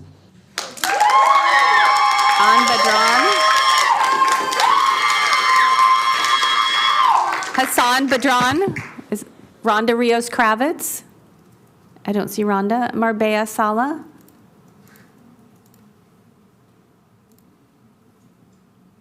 First of all, I want to thank all of you for allowing the council to continue.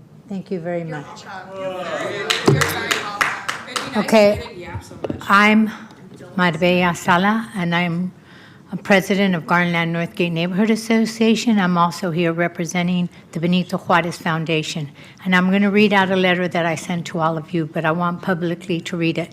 The harmful treatment directed toward Vice Mayor Talamantes is unacceptable and carries serious implications for the Mexican community she represents and to the many residents who see her as leadership and an important reflection of their voices, experiences, and contributions to our city.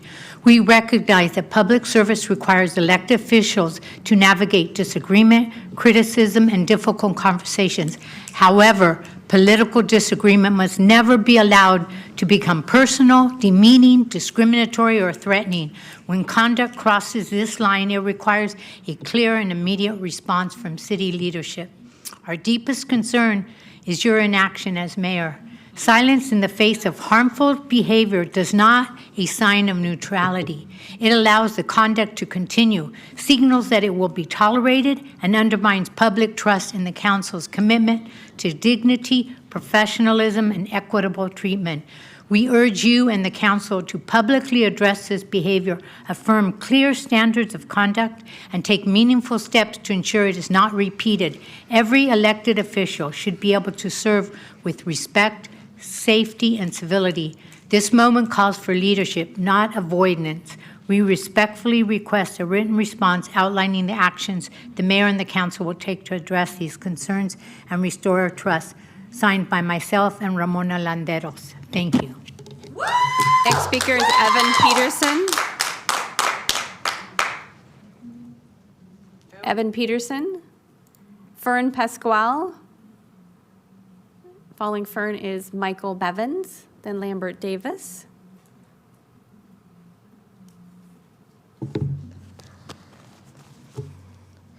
Across our country, ICE federal agents are terrorizing our friends and family members. Anyone they racially profile as possibly an immigrant. In just 8 days, 3 men were pursued and murdered by ICE agents alone. Lorenzo Salgado Araujo, Juan Sebastian Duran Guerrero, Juan Jairo Coronilla Duran. It is important to remember that not one of these men even had a warrant for abduction, that they were not even on ICE's hit list. But because of their complexion, when ICE agents came across them, they were attacked. Then, as usual, ICE, a federal agency, tried to cover their tracks with weak lies. These aren't outstanding incidents. This is the modus operandi for our nation's poorly trained, highly racist enforcers. Enforcers who are weaponized against us and the fundamental values our country stands for.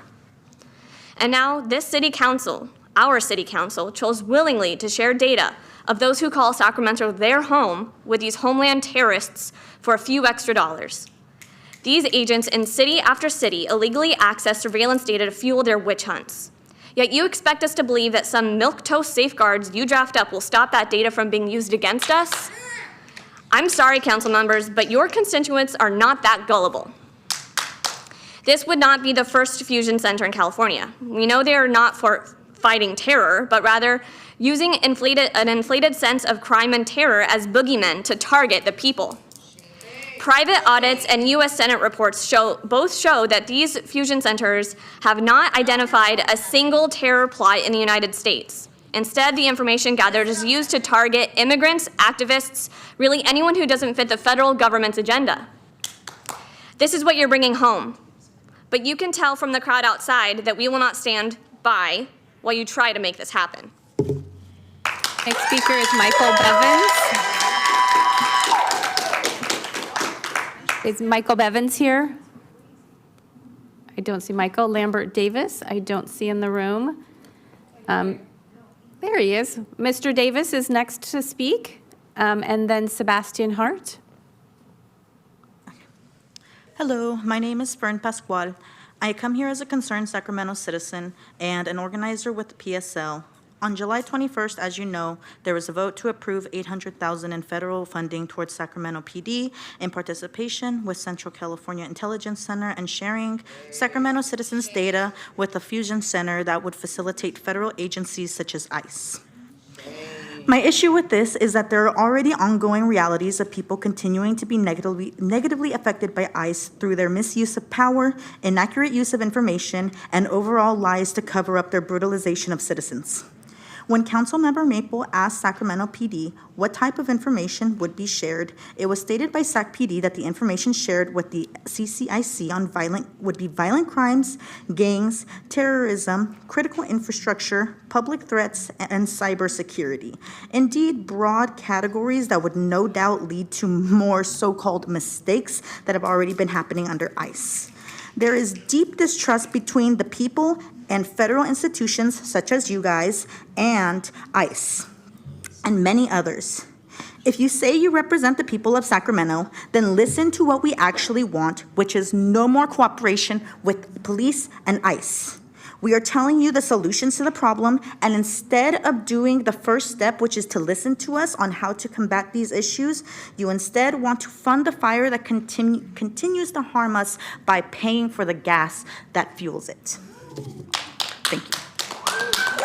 Here's Lambert Davis. Lambert Davis, then Sebastian Hart, then Leanna, then L.R. Roberts. Mr. Davis. Yes. First of all, I come down here in the memory of our parents. My parents moved here in 1946. And in 1946, they tried to buy property in Woodlake. And when they told me when I was a teenager why they couldn't buy it, I was determined to challenge this city. That's 80 years ago, 80 years of property tax. Now, something came out, Measure U. Now, as a lot of people know, I have a tremendous following of millennials, and they told me to come down here today and put this on the record. The Sacramento Bee, which I was stunned, nominated us for the best dessert and the best customer service. That had to be the millennials. My focus is on anything but what I just said. Now, I'm challenging this city. A lot of people don't know this, but Howard Chan sent a memo out on my family, and my family figured it out. And he was trying to stop us from getting funding. But there's some people inside the city that are pulling for me, and they gave me a copy of it. I'm challenging this city now. We now have a manufacturer in Southern California. We have everything we need except Measure U funds. We have not received 1 penny of Measure U funds, and I go to Measure U meetings. But yet there have been white companies that have received no written agreements on funding. That's an insult to a business that cannot get funding, and yet others can get no written agreements. And they say it can't be. Thank you for your comments. Your time is complete. Our next speaker is Sebastian Hart. Sebastian Hart is our next speaker, then Leanna, then L.R. Roberts.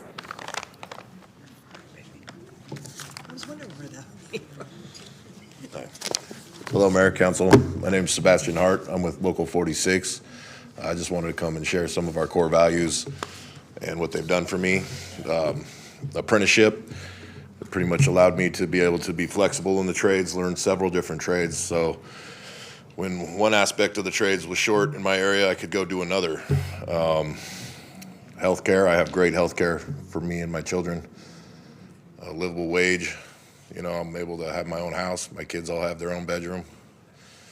I have great retirement. And I thank you for your time. Thank you. Next speaker is Leanna.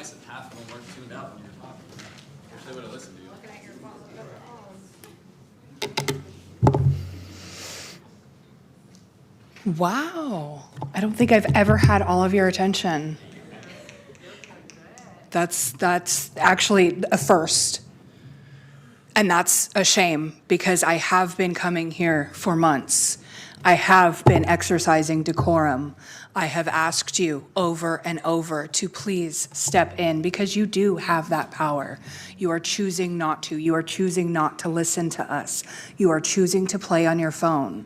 You are choosing to look down and do other things and have other conversations. You are not choosing to listen to your constituents. You had 30 people say, over 30 people say that they did not want their data shared, that they did not want it sold for $800,000 of what sounds like fucking money laundering, let's be real. And you shut it down and then came out here after you shut it down to talk to a couple people, which apparently the SACB has on video, which I'd really love for them to release, that you, Kevin, said, what if other people have other opinions? But 30 plus people stood up and told you, do not do this. And you told my friend that you already had your mind made up because it was paid up. We know you took kickbacks for keeping police and fire jobs open. We're very aware of that. How do you sleep at night? Karina? Using the immigrant community as a platform and then stepping on their throats is never going to be okay. It will never be okay, and we will not tolerate it. You can blink all you fucking want, but it's not gonna make anything go away. It's not gonna make me go away. It's not gonna make the problem go away. We will stay under your skin until you do the right thing. We pay your... Thank you for your comments. Your time is complete. Our next speaker is L.R. Roberts, then Sierra Rose. Please take your seat. Your public comment time is complete. Leanna, please take your seat. Leanna, please take your seat. Next speaker. Leanna, please do not disrupt the orderly conduct of these meetings. Thank you for taking your seat. Point of order, you've been given fair warning and have elected to continue to disrupt the meeting. You're now ordered to leave the meeting. Our next speaker is L.R. Roberts, then Sierra Rose, then Joshua. I'm L.R. Roberts. I'm representing Peace and Freedom Party.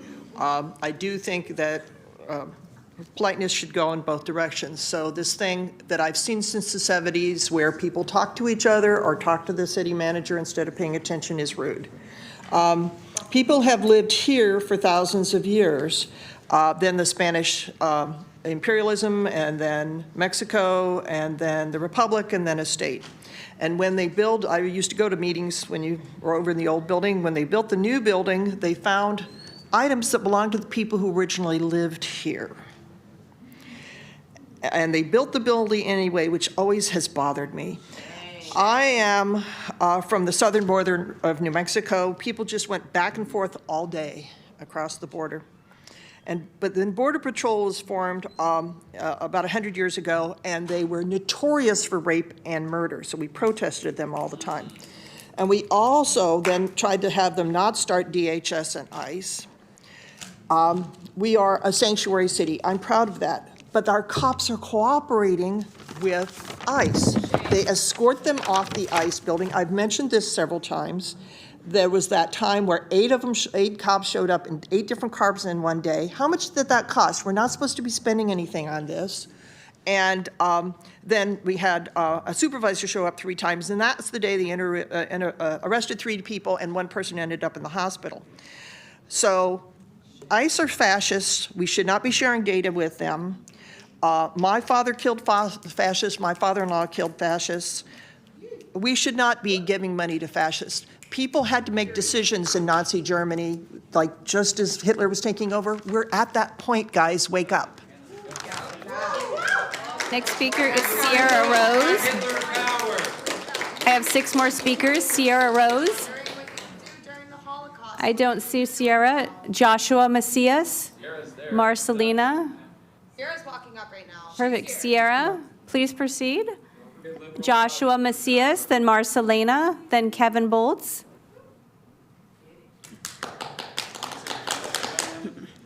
So I was actually there that day when Sacramento police escorted ICE vehicle, not even only ICE, G4S, a private security based out of Britain, mind you. When they escorted ICE down the road, we had 8 to 9 squad cars show up. And you know what they did the next day? They did it again. And then the 3rd day, they did it again. And then the 4th day, they did it again, and they escorted them down the road the wrong way every single time. You guys are allowing G4S and ICE to just run rampant through the streets. You're a traitor to your race, Karina. I'm gonna just say it flat out. You are a traitor to your race. You say you represent the indigenous community and your own people. That is a flat out lie, because I am there every single day watching you guys let these people mistreat your own constituents. We're there every single day. Every single day we're watching them do this. Every single fucking day. I am watching ICE attack minors, attack state workers, running over state workers, trying to hit people in the crosswalks when it is their right of way. You guys are allowing this. You're allowing this. And then you sit there and tell us that we need to trust this bill? How can we? You won't even fucking represent or even respect the laws put in place now. A private security company based out of Britain is doing this. G4S. G4S is fucking doing this. It is shameful. A British company. How are you gonna stay here and say you're for America or for us? But this is what you're allowing. And in case all of you guys fucking forgot, it's still land back. Indigenous land. All indigenous land. Don't you ever forget Speaker it. is Joshua, Indigenous then Marcelina. Joshua, then Marcelina, then Kevin.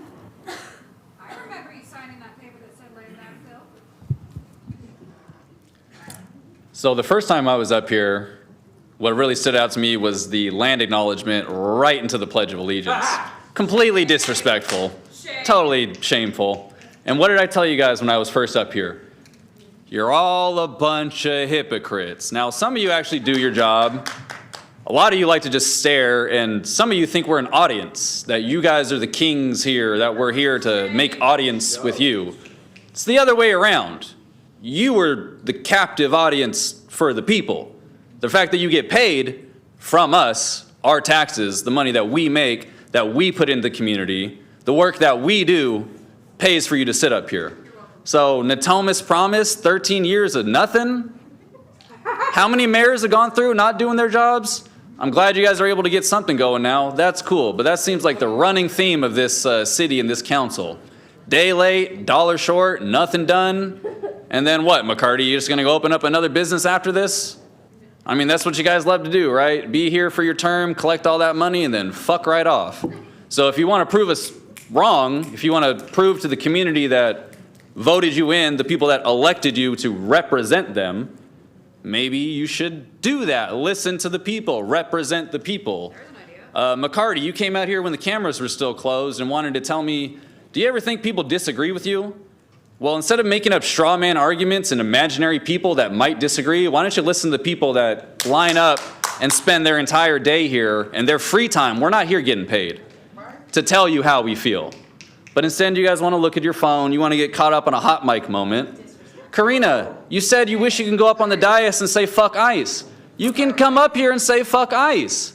But if you're going to lie to me in my face and be there with Senator Ashby for Maria Estrada's press conference and not walk to the end of the block to see the Camp for Justice where she was abducted because you parked over there. Come on. Thank you for your comments. Our next speaker is Marcelina. Following Marcelina is Kevin, then Rob. Wait, did you say Marcelina? Marcelina. Okay.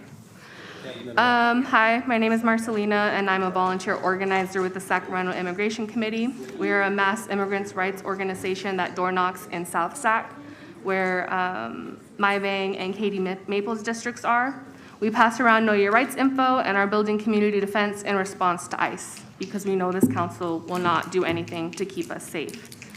I'm back here today, like I said I would be, and I don't come alone. Today I carry the voices of 40 to 50 people that were gathered outside of these council chambers, rallying to let you know how upset we are that you sold our data to ICE for $800,000.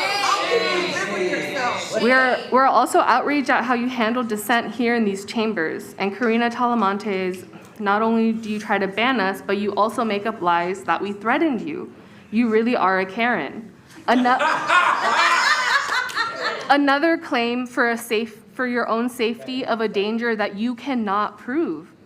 You know Black folks have this beautiful phrase, this beautiful saying that not all skin folk are kinfolk, and you are a shining example of that. You are not raza, so quit claiming the communities you chose to abandon for your political career. The same communities that have actually been hit by ICE several times in South Natomas in this past week alone. Sacramento Immigration Committee plans to do an emergency canvass in the affected areas to let Chicanes know and immigrants know in the area that there's an organization looking out for them here in Sac. And we're all volunteers doing this. What have you done, given it's your district and your job? We will also be telling people we door knock in your district that you sold them out. And then hopefully they can come here and speak for themselves. And to the mayor, you tell us we cry wolf and that we're just waiting for someone, You tell us we cry wolf, but you're just waiting for someone here to die. And when someone in Sac is killed at the hands of ICE or DHS, there will be blood on your hands. On your hands! Next speaker is Kevin Bolts. Following Kevin is Rob Grau, then AJ. All Zionist politicians will be considered pedophiles henceforth. To quote JFK, those who make peaceful protests impossible make violent revolution inevitable. See, I got an issue. I don't understand how a 10-year veteran of the California House of Representatives forgets what the fuck the Brown Act is for 6 months straight.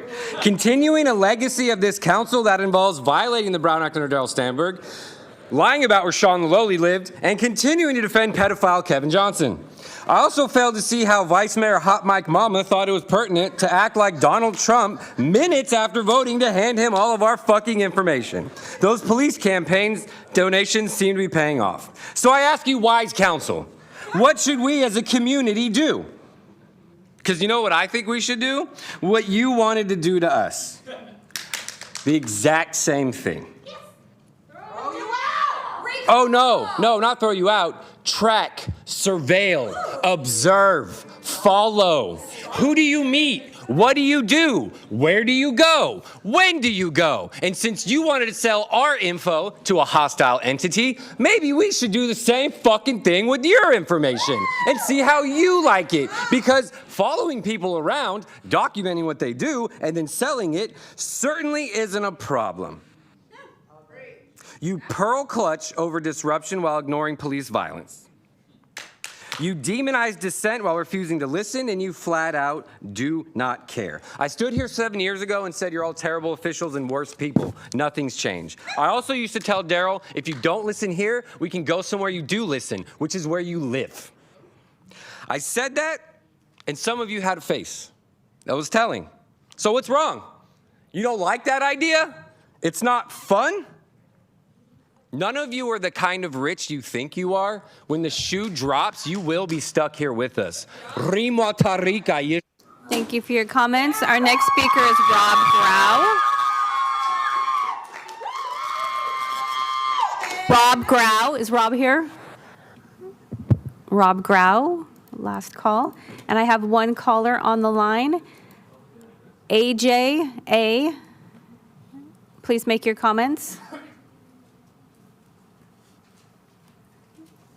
AJ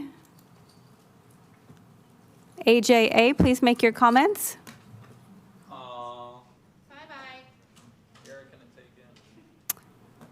It appears they're not connecting, Mayor. That concludes this morning's meeting. Okay, thank you. That we